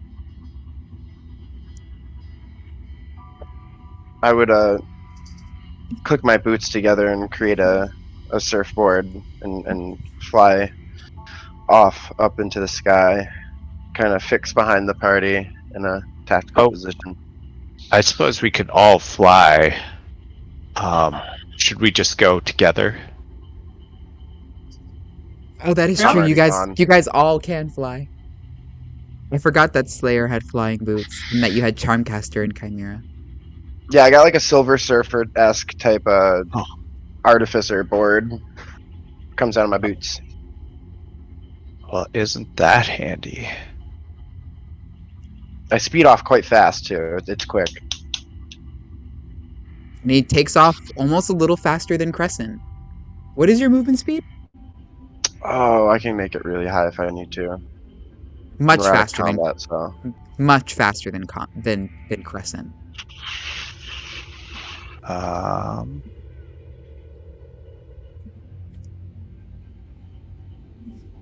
Crescent gets a 23 perception. 23 perception is more than enough to find what you're looking for. The problem is, the ravine is not any real distance away from you. That's a good news.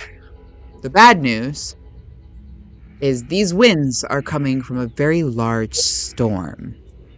One that seems to be mixed not only with wind, but there seems to be some electrical elements.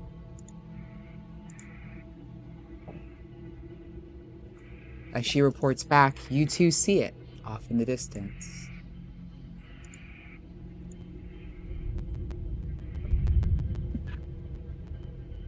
Quick, let's get into the canyon.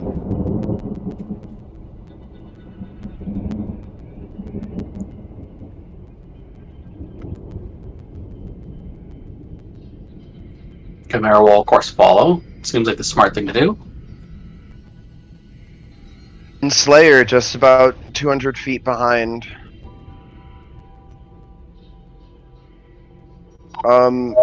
I would be holding an action to activate my stealth belt. Stealth matrix. When we get within range of Aldous Maystar. And Chimera is going to also begin scouting and try and find them through True Sight.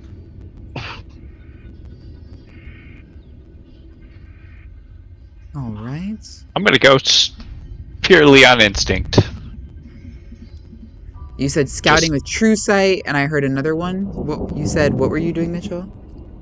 Oh, I'm falling behind about 200 feet in a flanking position, and dreams going on instinct. And dream is going on instinct. So not alike, sister. I love The it. It's like, what's that the meme where the two sisters, one's in all emo black and the other one's full rainbow hair? That's us.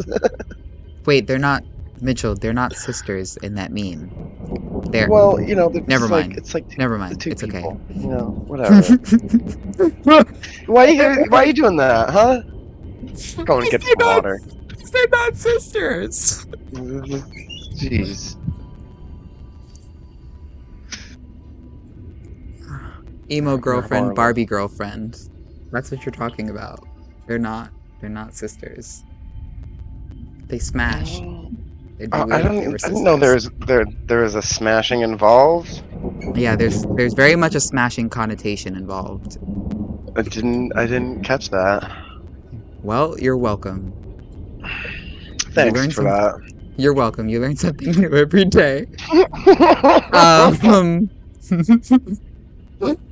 I'm just putting some assets on the map here for you guys. But it is quite easy to reach the bottom of this ravine.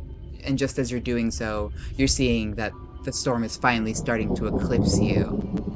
At the bottom of this ravine, there's a small body of water. And a tunnel, which continues to lead deeper and farther down. Luckily, for the 5 of you, there's ample room to fly through these caverns, and it makes traversing them quite easy. You're able to negate all of the ledges, all of the pitfalls, the large bodies of acidic water, everything that the Underdark would have to throw at you. You fly right by and reach, after about half an hour of flying, the base. And a dark cavern, only lit by crystals. Inside, a man. An old man. With a beard so long it trails to his feet. Laying face down in the dirt.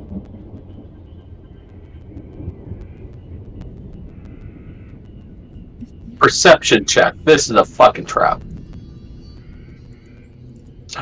Are we too late? Nat 20 for a 32. Nice.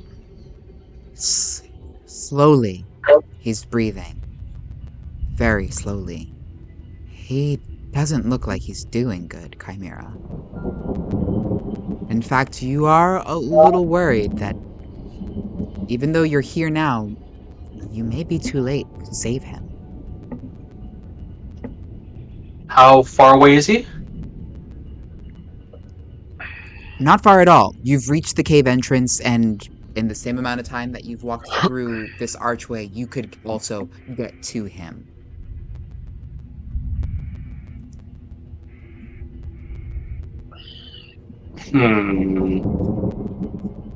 So I know these are magical crystals.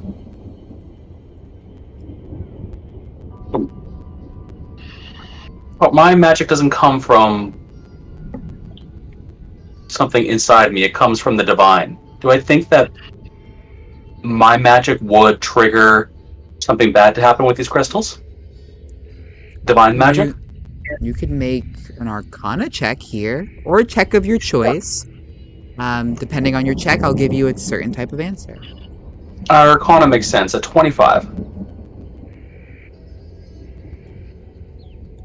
As far as you can tell, these crystals are almost pure magic.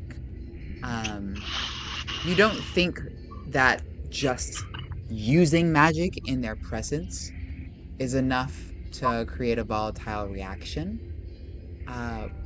But you would be careful about how magic interacts with them. With more research, you could probably discern their true properties, but you don't have that option right now. Or at least you don't have enough time to fully search out that option. But you think more that you should just handle them with care, rather than be overall terrified of their existence. If we were to liken it to a peanut butter allergy, you would think that they can't eat peanuts, but they can be around peanuts. Gotcha. Well, I like that analogy. They're a small one, or they are all big What's that? The peanut? crystals? They're all different sizes. Some of them grow to be the size of your palm. Others are small, tiny little gemstones. You don't see any of towering size. I'm going to take a small little gemstone about the size of one of the tree crystals for later. Cool. Slip it into your pocket. Hey, Ben, for what it's worth, Nordal thinks that's a great idea. I'm it could be the definitely going to worst. smoke that. It could be the worst thing you could ever do. Yep. Probably. Okay, I'm going to get within 59 and a half feet, and I'll drop a 5th level healing word on Albus. So Albus takes 18 healing, and because of being an Arcana cleric, any negative magical effect, or any one magical negative effect under 5th level and under, will get pulled back.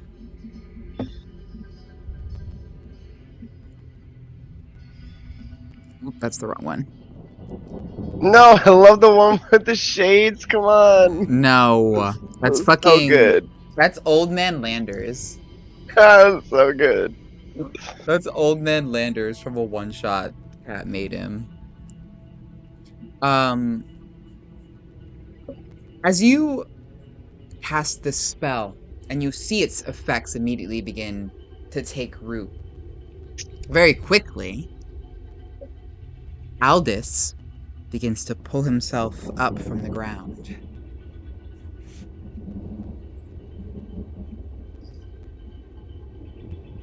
Oh, gosh. A little crick in my back, just... Yeah. Okay. Very well, then.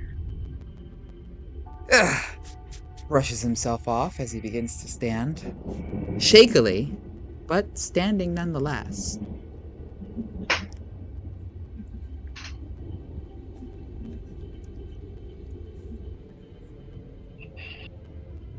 Aldous Maystar, I presume.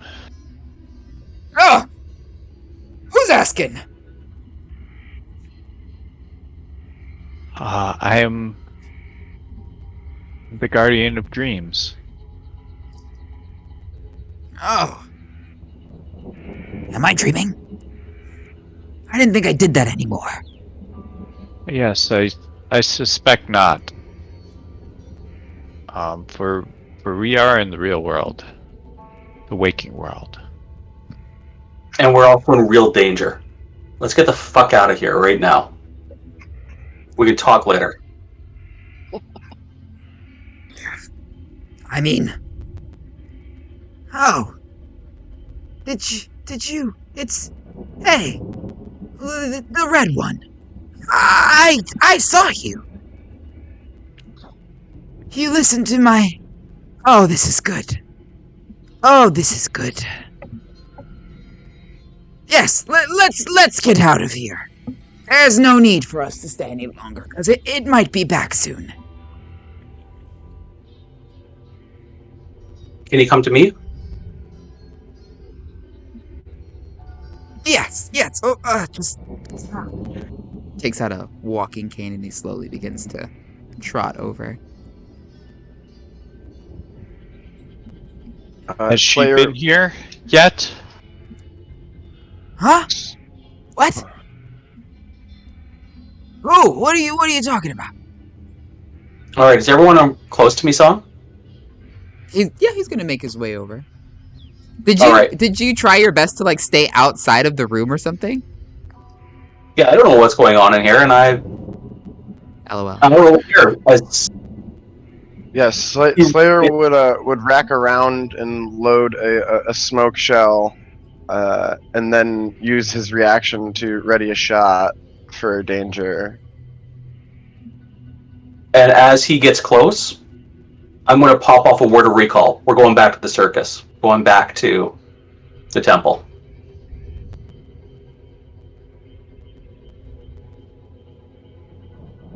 Alright. I need you to make a caster check. What is that? Just my D20 plus my spell modifier? Yep, please.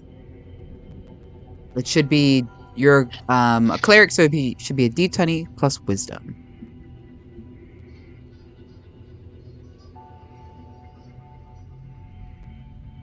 Eight. 18 plus 6, 24. And as you begin to cast this spell, very quickly, you can see it begins to affect a large area around you. Enough that it spreads out and begins to touch one of the crystals. You see it begin to glow, just in time for you to react, to try and pull the reins on your magic. But unfortunately, it's not enough. The crystal itself begins to vibrate and hum. And as it does, so too does the crystal nearby it, and the crystal near it, and the crystal near it. Slowly the room begins to hum and vibrate, and you feel the magic that you begin to cast be sucked into these crystals and dissipate it. However, the magical hum doesn't stop. It gets so loud, in fact, that you have to begin to cover your ears. It's so loud, in fact, that the ground begins to shake. But Aldous grabs your shoulder. You fool! Didn't I tell you it would be back? What is it? I'm going to ready my spear. Crescent and Dream are going to fuse again.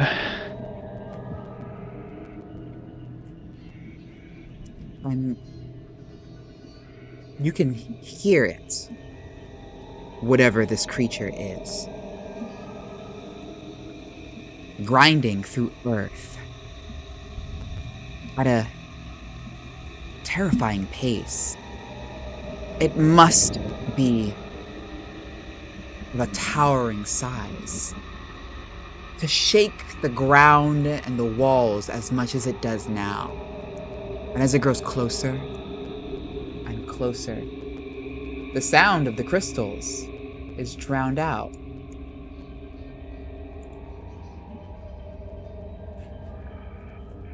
By the sound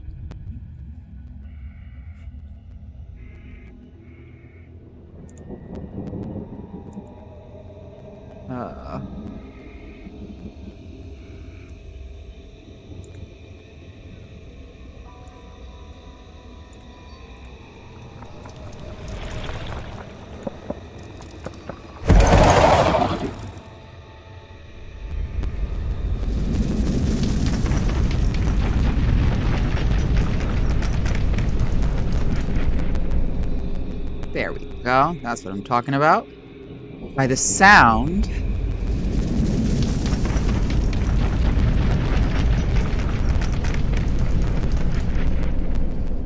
of a gargantuan purple worm burrowing through the stone.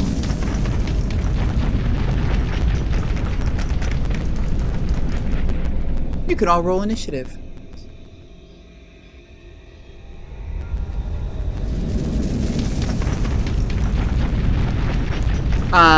Chimera, from your caster check, you know that these crystals are going to interfere with magic that touches them, and that certain spells probably won't work in this area, and that probably shouldn't do a firefight in this room.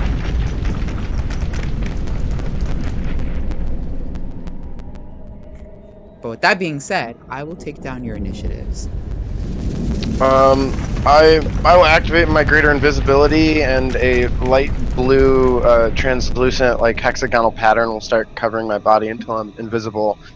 And also, my reaction to shoot is going to be shot behind everybody. Can I ask, have I seen this creature before? Do I have any knowledge about this creature, or basic knowledge of it? You tell me. Mostly found in the Underdark, dwarves, dark elves, and etc. Know much about them because they are a prevalent menace in the Underdark. I would say my character is on the upper echelons of high-level monsters, as that's part of their trade. Make a history check then. So you do know about this creature, but what do you want to recall about this creature? A 20, please. I want to what's your recall question? its senses. I assume it has blind sense. It is in fact blind. It has blind sight and tremor sense. Yeah. So knowing this information and being sure of it, I'll loose a round over its shoulder and put my smoke round off in the distance, so just to get rid of it. Okay.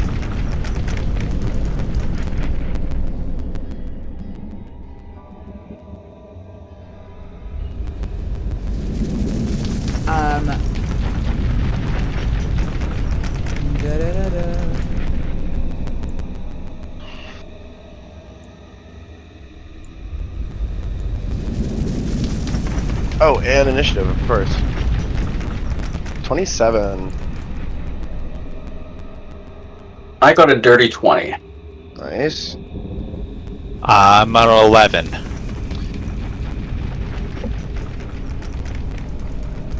Yeah, I'm quite curious to see where everybody is on the map. You gotta do charm cast or dream too. Since you two were separate this time around. No, we fused back together. Ah, gotcha. Okay. Chris, do you mind playing Charmcaster as I'm first time rolling out the mercenary build? Yeah, sure. I can play Charmcaster for y'all. Oh, that's fine too. Yeah. No, I don't mind playing Charmcaster here. It's just a purple worm. I'm just gonna chase you and try to bite you.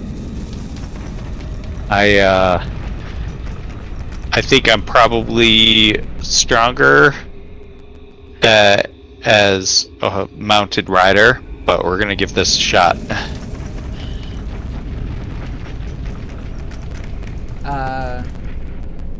We are going to be employing chase rules here.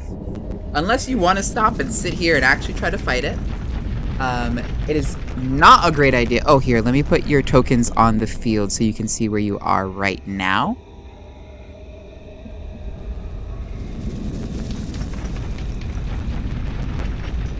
And I also need to turn these sounds down because... Please. Listen, it's a lot of things to do all at once. No, yeah, of course. No ill intent intended. Thanks. I love you. I love me too. You're trying so hard right now. I love it. Only sometimes.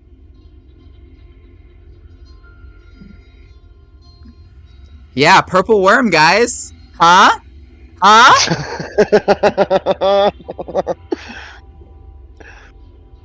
Some tokens, and yeah, I'd love to shoot it.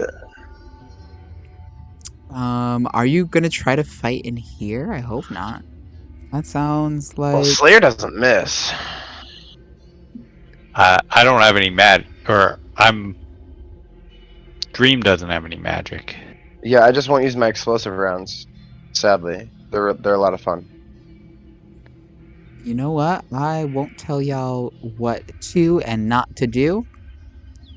I will just do, and y'all I'm fused back safe. together. It's them that gotta get out. Let me check my.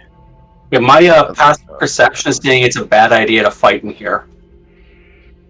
Oh, I mean, I guess I can solve this being smart. I do want to shoot things. Chimera, dream, chimera. I am not the Charm sharpest and tool in the shed, so someone's gonna have to say I. something to get Dream to go. It's okay. I am a very sharp multi-tool, and I will use my sheet. Sadly, but I do want to shoot something I mean, you and could like shoot blow it up. something. You can still I shoot know, I something. know, I know, I know. But just for the sake of like, Listen, there will definitely be an opportunity to shoot something. Like, this thing is not just gonna be like, oh, I guess they got away. well, I So mean, if I don't you put it to worry. sleep, it will. Don't you worry your pretty little head. If I put it to sleep, it will. How? I'm a fucking mercenary, dog. Okay. All right. Let me Dream, just put some more. Let me put the rest of these tokens on the battlefield for no reason, apparently, because you're just gonna put it to sleep. Dream is gonna level their shield and prepare to meet it head on. You guys are gonna start on this main island here. I'm gonna have you just about where Chimera and Dream are. I'm gonna put more tokens on the battlefield in a second, but you can go first. Slayer, I believe, with a 27. Yeah, sure. My turn. I would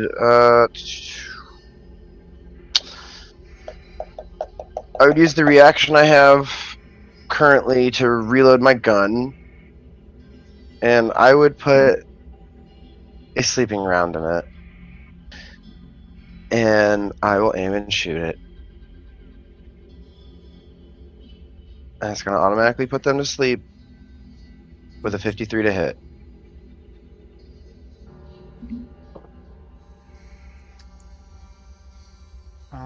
You said this was These are my 2-star sleeper rounds. nice, and there's no save. No save. I assume immunity to sleep and stuff would still apply.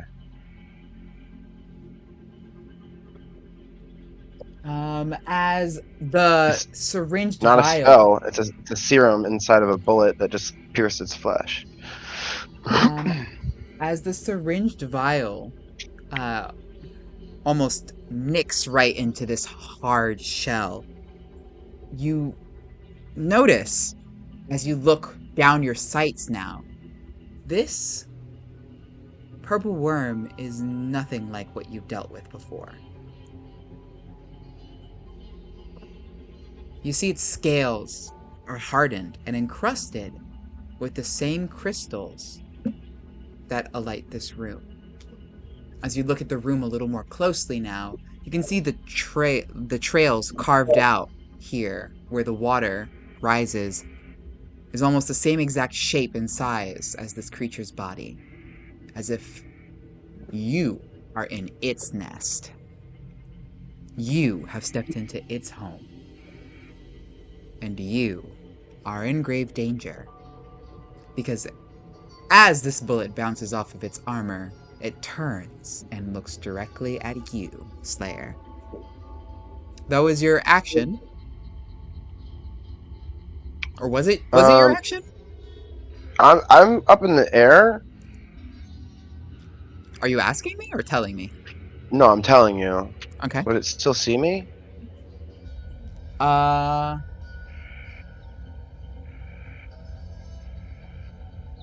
I'm It also doesn't using see greater you. invisibility. It doesn't see you. It looks in your general direction, as if it can tell where it was hit from. Okay, that's fair. That's fair. And the bullet does not pierce. The bullet does not pierce. Interesting. It's the armor on this thing is incomprehensible. And Slayer nods to himself because he didn't miss. but didn't hit either. I will use my second attack to reload my gun, and I will put a regular round in. Just a basic round, and a basic 2-star round, of course. You look down your sights and you start to aim. But as you do, you're 52. seeing everywhere on this entire creature is covered in this encrusted armor. Next bullet plinks right off.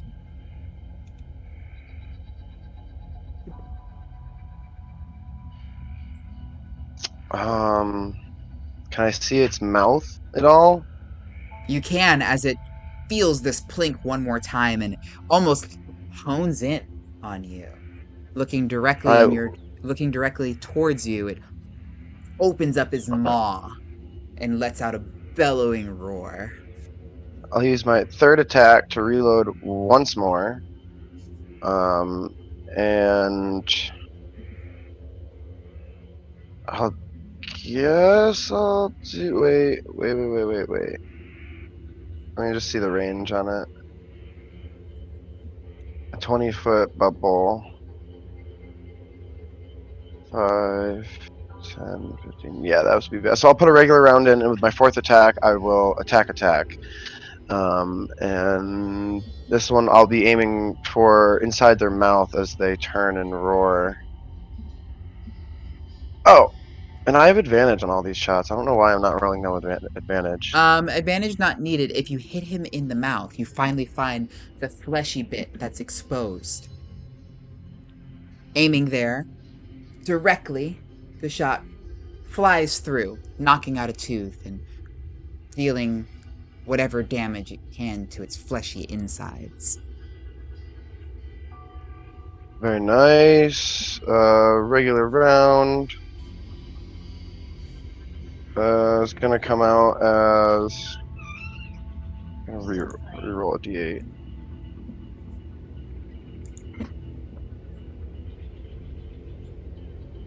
For 4 plus 2 is 6 for 34 piercing, please. Copy 34. Non-magical piercing. Yep. And I will use a bonus action to give myself 15 temporary hit points. And after kind of like flying slow and pace to fire these 3 shots steady as I move across the map, I will then scoot another 40 feet to the other side.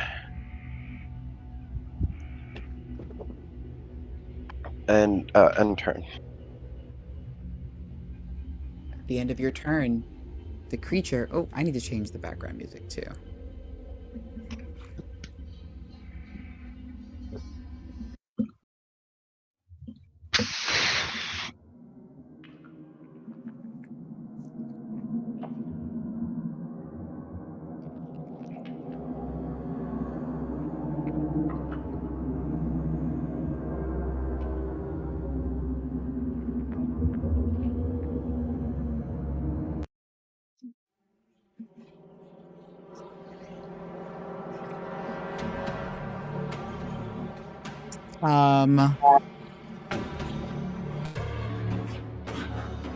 You watch as the beast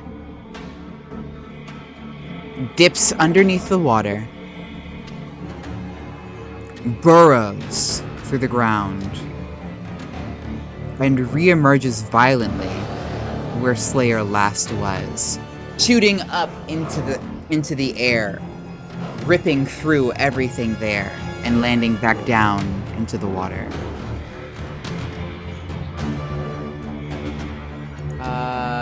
We had 2 20s. I believe it was Charmcaster and Chimera. Charm will go after Chimera. Alright. I have a plan. Now, Big Ugly's move. Okay.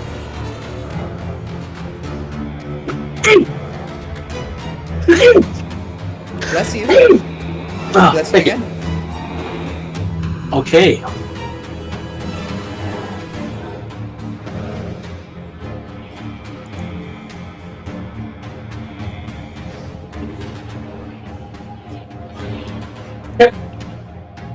Let's see. We are going to get loud. How close is he to me right now? 40 feet. Okay. Let's get loud. Just what I was thinking, son. Okay. So let's see. I'm going to move 10 feet. And I'm going to use, not magic, but my improved Dragon Breath weapon. And deep from my throat, I release a bead of gravitational force. Could he make, or she, they, make a dex save? Is this magic? This is breath weapon. So, Dragon's Breath, not magic. It is magic, it's not a spell, but yes.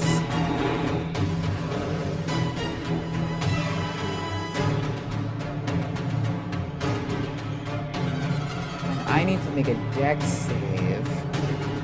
Oh, but Ferrison's crystals.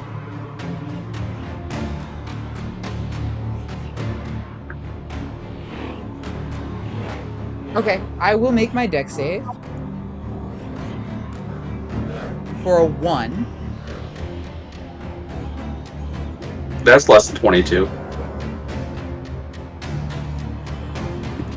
Alright. And I'm going to hit him with a blast of 5d6 force. Oh, that's mostly high numbers. 22 force.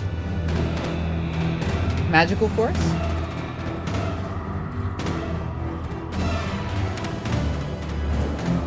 I create a shining bead of gravitational force from my mouth, then release the energy.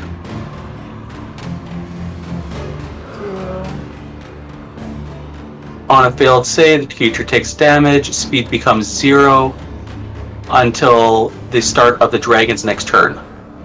So the way it reads is this is like a draconic breath weapon. It is a draconic breath weapon. But I'm just letting you know that breath weapons are magic, but they are not spells. They are magical abilities. Gotcha. Okay, I said I would do it, but so anyways, I did it. He takes that damage, and after watching him attack where Slayer used to be, I moved 10 feet. Initially to get here, I'm now going to move another 20 away. Let's see. Now move 20 diagonally.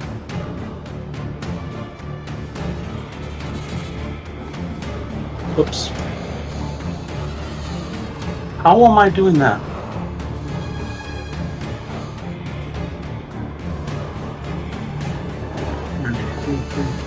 Hey, could someone move me right there? For some reason, my grabber's not working on Owlbear. You're flying over here? Okay. Perfect. Thank you. That's turn. Just denote how high up you're flying. And at the end of your turn, the purple worm reacts as well, diving underwater and burrowing up underneath. Oh. Yes? As a part of that breath weapon, the creature's speed becomes 0 until the start of the dragon's next turn. Ooh. Thank you for that. Will not do that then, unfortunately. Nice. Charmcaster will fly over, grab Aldous, and yell to you all, "Let's get the hell out of here!" And she begins to fly away with Aldous, out the same ravine that you came in through, and upwards.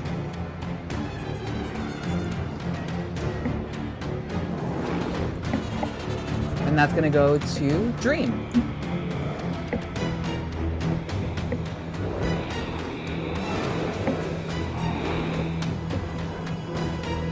Where did we come in? Over here? Yep.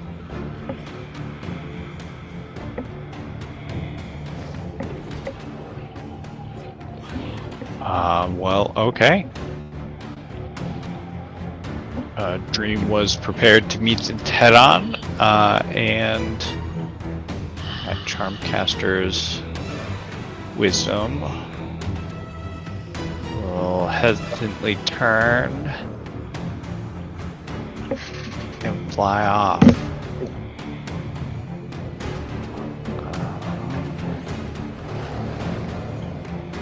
I will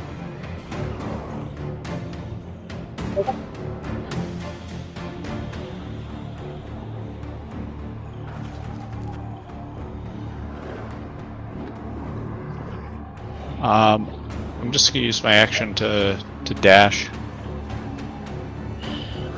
She did use the word hell.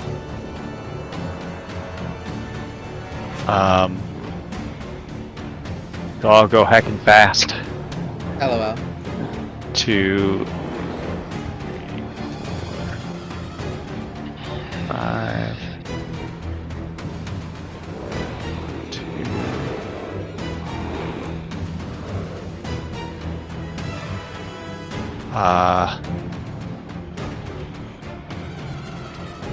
I'll get about there-ish, and then turn around and brace to cover for the rest of them. Flying 20 feet off the ground.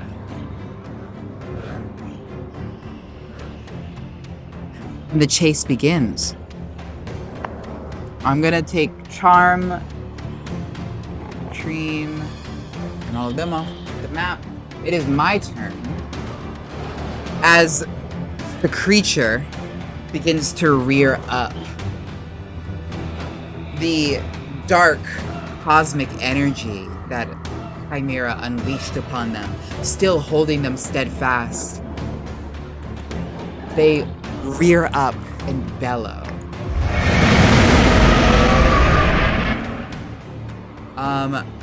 Chimera and Slayer, please make a Constitution saving throw. The DC is 30. Ooh. As this roar rings out throughout the room, the crystals themselves begin to glow, and you see the crystals embedded on the purple worm's back too begin to glow. I'm not gonna be able to make this save. Are you sure I'm taking this hit? You are in the room. Okay, that's fair. Yeah, I have a plus 4 to con. I can't beat that. I'm hoping this is magic. It is not. It is like it falls into the same classification as a dragon's breath weapon. It is a magical ability, but it is not a spell. But is it a magical effect? It falls under the same jurisdiction that dragon breath weapon does. Yes, it's magic. It's not a spell. So yes, it's a magical effect. I have advantage on saves with magical effects. Would you have advantage against the dragon's breath weapon? I don't know. Would you consider a dragon's breath weapon a magical effect? Oh, the semantics. I like you having advantage. Crawford has probably ruled on that one. He probably has, but I have too many tabs open and too many things going on with my mind. So in this moment, I'm going to rule that you can take the advantage, and we'll look at it later. But I'm pretty sure you technically would not have advantage. Okay, I still have to roll high. I got a 14. I got a plus 14. First one, no. So, fuck. 29. Anyone who failed. Go ahead, Ben. The breath weapon of a typical dragon isn't considered magical. Thank you. So you technically would not have advantage. So then I didn't trigger this. Huh? The breath weapon is what you said triggered all of this to happen. And if the breath weapon that I used No more semantics. No more semantics. If you failed, you are knocked prone. At the beginning of your next turn, you need to make a wisdom saving throw. If you fail, you will be stunned for that turn. Okay. I'm falling 100 feet. 12d6. Or 10.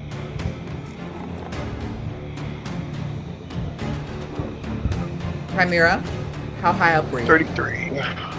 But So don't you have hover? That's a fair point. If you have hover, you don't fly. You don't fall. I guess. think Yeah. I think Chimera has hover. I don't know if you have hover. I don't believe you do. I believe That I is have a fly speed. That is not hovering, unfortunately. Yeah. So I 33 believe damage.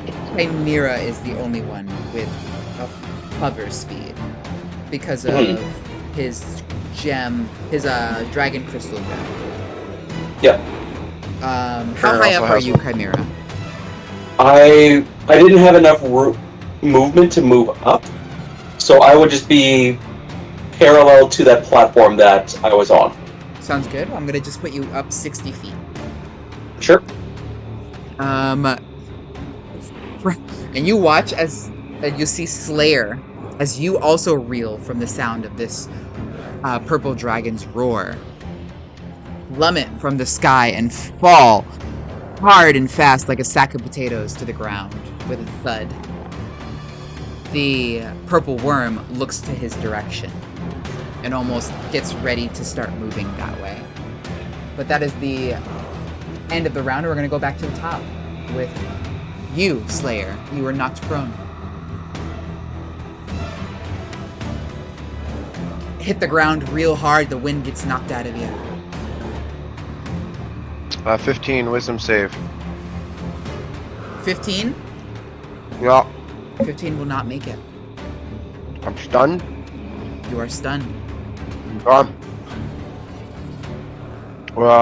That would drop my invisibility. No, it wouldn't. If not, Silly boy, you don't cast spells, so you don't need to concentrate. oh. Okay. I believe it states the duration, does it not? Yeah, it's 6 minutes. Yeah, there you go. Or until you end it, right? Yeah, which I can't do if I'm stunned. Yeah. Exactly. You can't end it or start it, so it's gonna keep going. With that being said, initiative 20, we're gonna go to Chimera. All right. Wisdom. DC 20. 16. DC 20. I got a 16. You're stunned. Still reeling from the echoes of this sound reverberating throughout your mind. Charmcaster's gonna keep booking it, but as you hear the sound of this roar echo throughout the chambers, you catch just a glimpse, Dream, or I should say you hear this more than anything, because you went really far. And you get almost this bad inclining when you don't see neither Chimera or Slayer leave that chamber following you. It is your turn.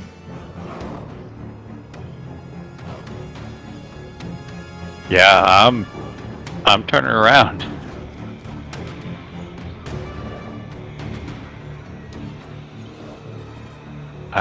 Curse under my breath and go back to protect them. Use your movement to get right there where I've placed you on the map.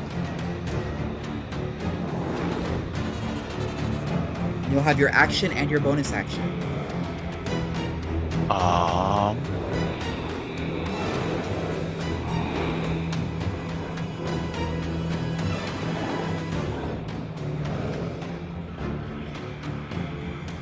So,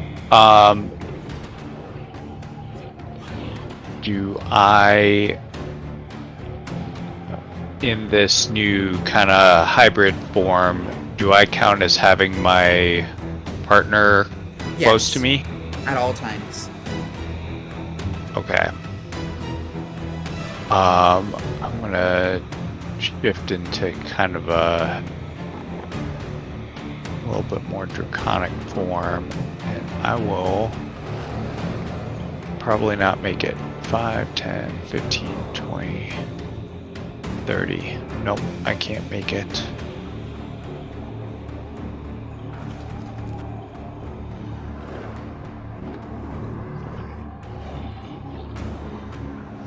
He's up in the air. I'm gonna...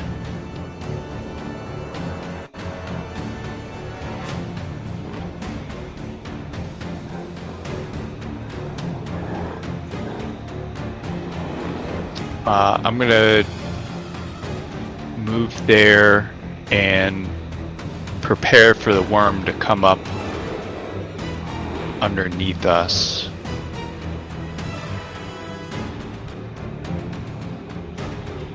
And use my bonus action to defend. Actually, and then my action. I don't know if I need an action for this.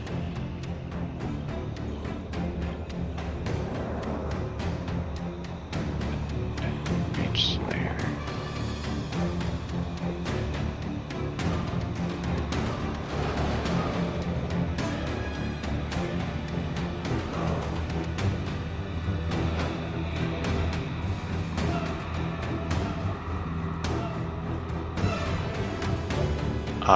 I am going to pull my cloak of moonlight around me and brace for the impact as I crash down next to Slayer. Prepare to stop the worm.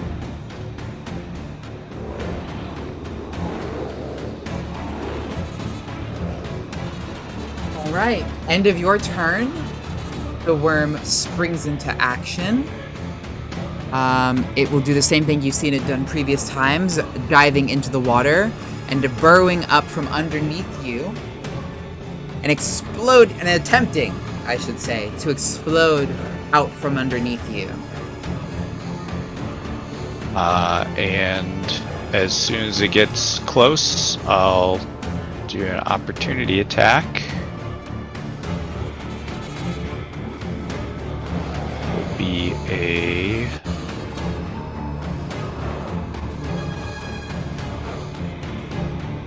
$33 to hit. And as you slam your spear down towards the ground, it catches on a scale just as the purple worm begins to erupt from the ground. Slowly, you feel it pressing against you. You feel the struggle of your own might and Crescent's mixed together, attempting to keep this creature at bay, but nothing stops it. It burrows through the ground and barrels through the both of you, knocking you off of this ledge. Make a dexterity saving throw, please. The both of you. I believe you're prone, Slayer? Fail. I'm incapacitated. And no, let's see. you were stunned. You were stunned. I fail strength and dexterity saves. We love it.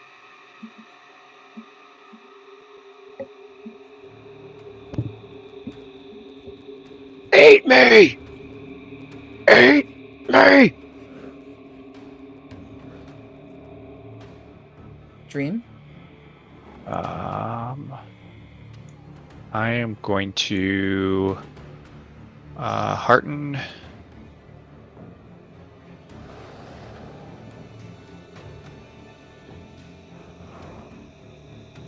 LOL. Play Charmcaster makes her run away. 24. A 24 will do it. DC was 20. You are not knocked prone. And you will only take... You'll take half of 41. Slayer, you will take the 41. Go. I'll take none. Through Very well. Hearten. And now, Dream, Up to you no effect. stand face to Giant Maw with this gargantuan purple worm. Its scales encrusted with these crystals, hardened like no substance that you've ever seen before. And it's going to take its action, and it's going to bear down to attack you.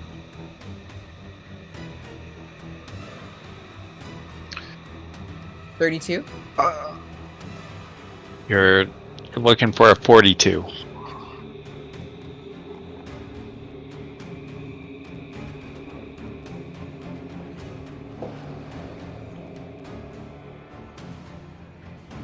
Neither of those are going to do it. And as it bears down on you, how do you block attacks of a creature that could swallow you whole? I'm curious. First, it bears down with its bite. It meets an unwavering force of soul. Our bond is exponentially stronger than it was before, able to deflect attacks that make no sense. A air of moonlight wraps around us, And making you can see vulnerable. around Dream, this moonlight aura almost coalesces into the form of a dragon outside her own shape, and it's the form of this dragon and this aura that prevents this creature from bearing down and swallowing her whole. It's the same force that rebounds a giant tail and stinger that would slide deep into her flesh. But the Guardian of Dreams is far too resilient. Top of the round, Slayer. You come to in a pit of water. Okay. I will look over immediately to Chimera. Do they seem to be okay? Physically fine. He's stunned though. Slowly coming Stun. to. Okay.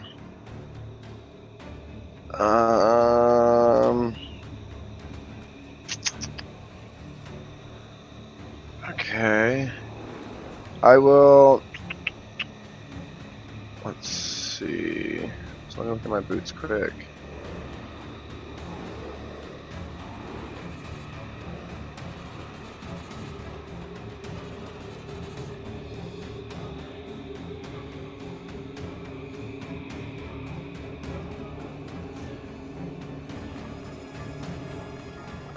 Okay, I will use my action to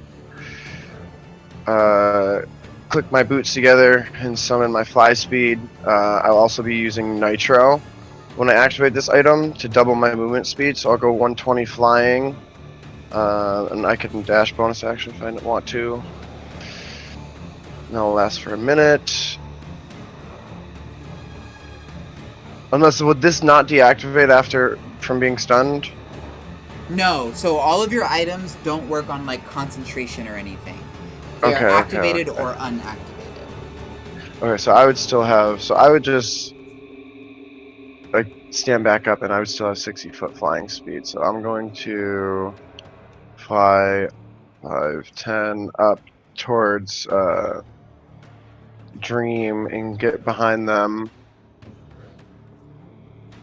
and kind of say to her,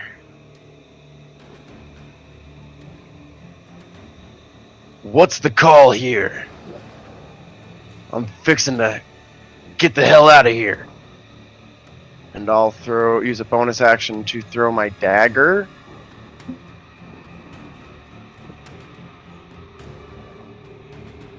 in the mouth.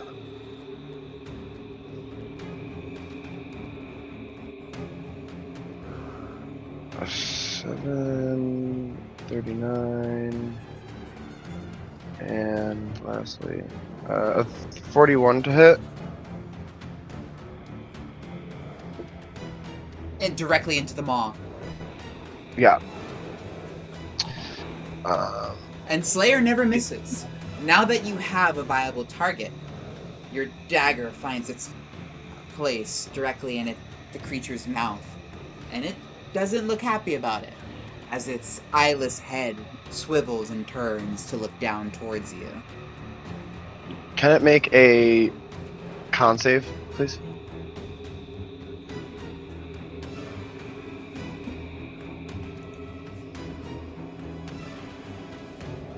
Ten.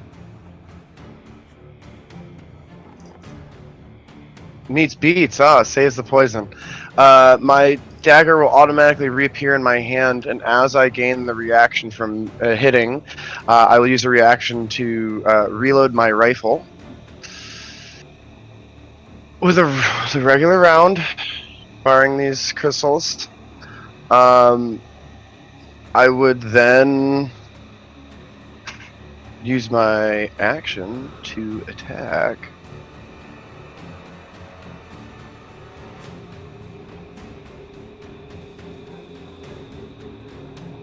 A 49. Just fishing for crits. A 49 to hit.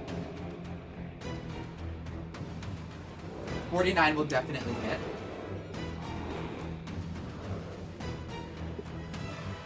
I'm gonna reroll one of those d8s there. Let's see. 5 plus 2 is 7, plus 28 is 35. Piercing in the mouth. Second attack will be a reload. Third attack will be a shoost. And just rapid fire, you hear shink. The shots are just laid out into this creature. And that would be a 41.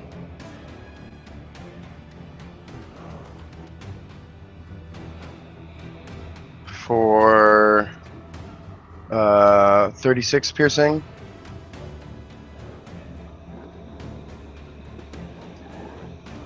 And fourth attack would be reload. I still have a reaction on deck.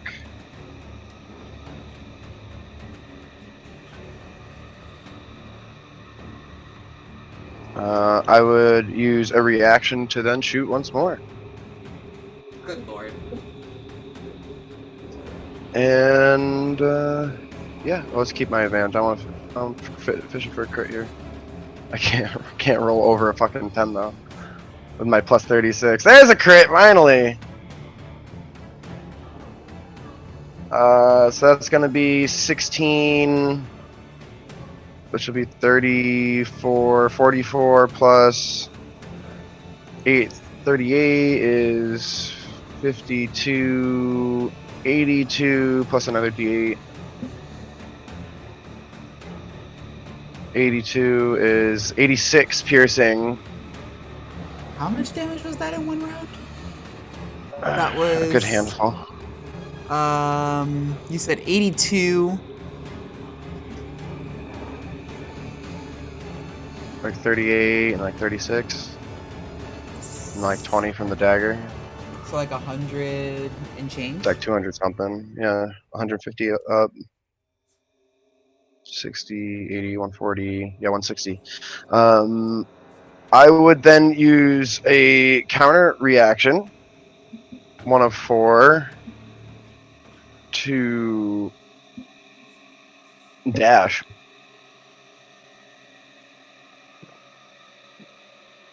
And I mean, can I put a hand out for a dream to see if they want to come with me? Can I respond, or do I have to wait till my turn? You can put a hand out as a gesture, so you all two will be ready. to dash away together. But Slayer, in your mind, you know there's no rush. As without even looking, you lay the last bullet. You hear the creature let out one last deafening roar as it begins to succumb to its wounds. Slayer, how do you do it?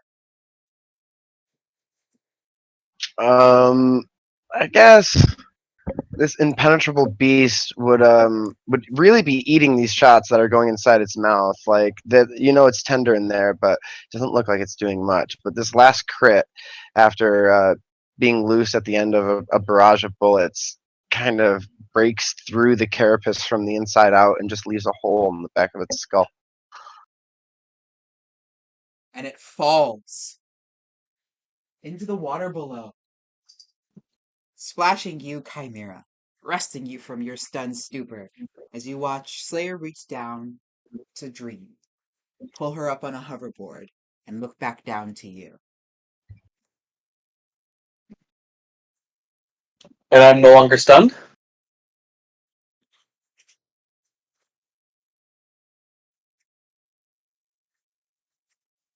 'Tis correct. You are no longer stunned. Alright, so I've got a question for you. This water that we're in, how far does it go? 5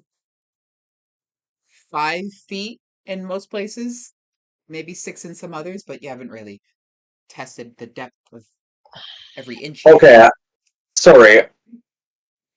I was asking in the other direction. So I got a flight speed of 30, but I got a swim speed of 40. Do I think that it would be viable to swim out and it'll be quicker? You have a fly speed of 30 and a swim speed of 40. it won't get you very far, but you could assume that you could bridge some extra distance if you swim 10 feet and fly 30. That's So, barely even worth it with having to descend. I'll just yeah. fly and dash, so I'll do 60 feet out. As finally you begin to leave the trench where this creature had made its home.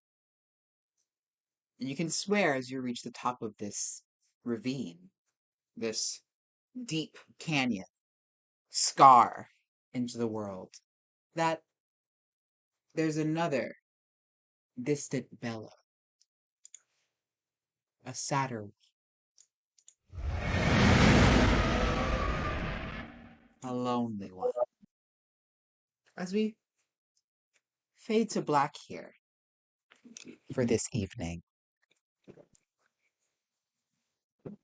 I do hope that you all enjoyed your time here with us in the real world. But alas, dear friends, it is time for us to bid you adieu for this evening. Yes, now we're going to start doing our normal closing time things, starting with nominations. And I just want to give an honorable mention to me because I'm great. No, I'm kidding. This is where you guys laugh. All right, cool. An actual honorable mention to Slayer. I'm really digging the new accent, and I'm also really digging this character. Um, Another one to Dream because we love Dream, and also I really liked how you described this radiance, this luminous lunar magic, protecting you from the purple worm, and of course, Chris, you're my favorite, so you always get my vote. But with that being said, I'll let y'all start with the nominations.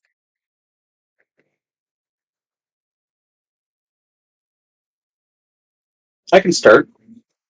I'm gonna have to say Mitch slash Slayer. Just you started playing a brand new character, and it's like you've done a pretty good job, did a great job with him in combat on your first go. So that's my vote.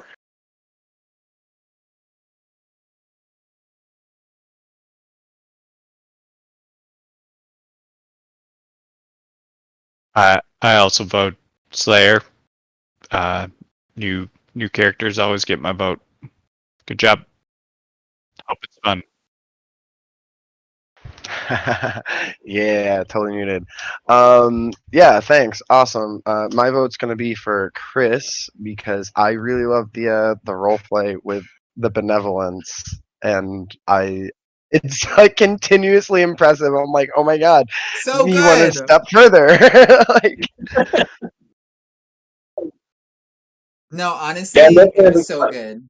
I was not expecting the Charmcaster Hex Weaver situation to be dealt with so soon, but came in and you forget we have a cleric now. I, I I mean, I just didn't think that that's what divine intervention would be used for, but I'm not mad about it. Yeah, it's not So how some of my other I characters would use it.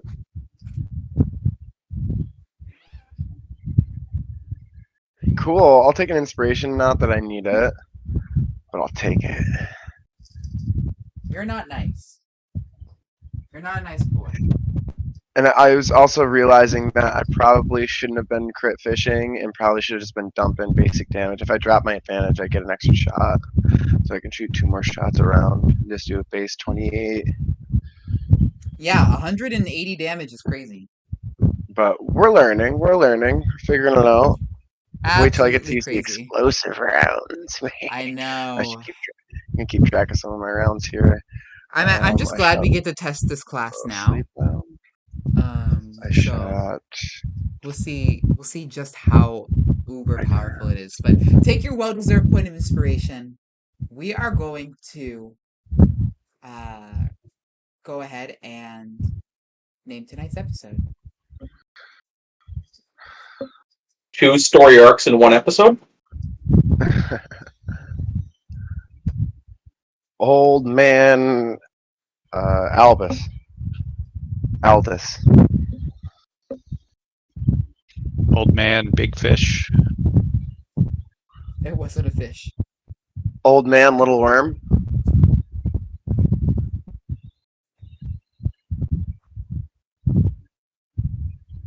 You are what you eat.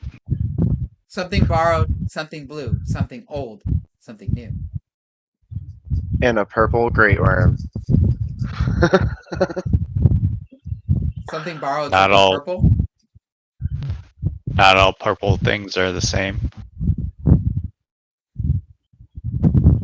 I don't know what it is. I gotta get out of here. You guys can figure it out. I gotta go help with Bowen. So love y'all. Peace, peace.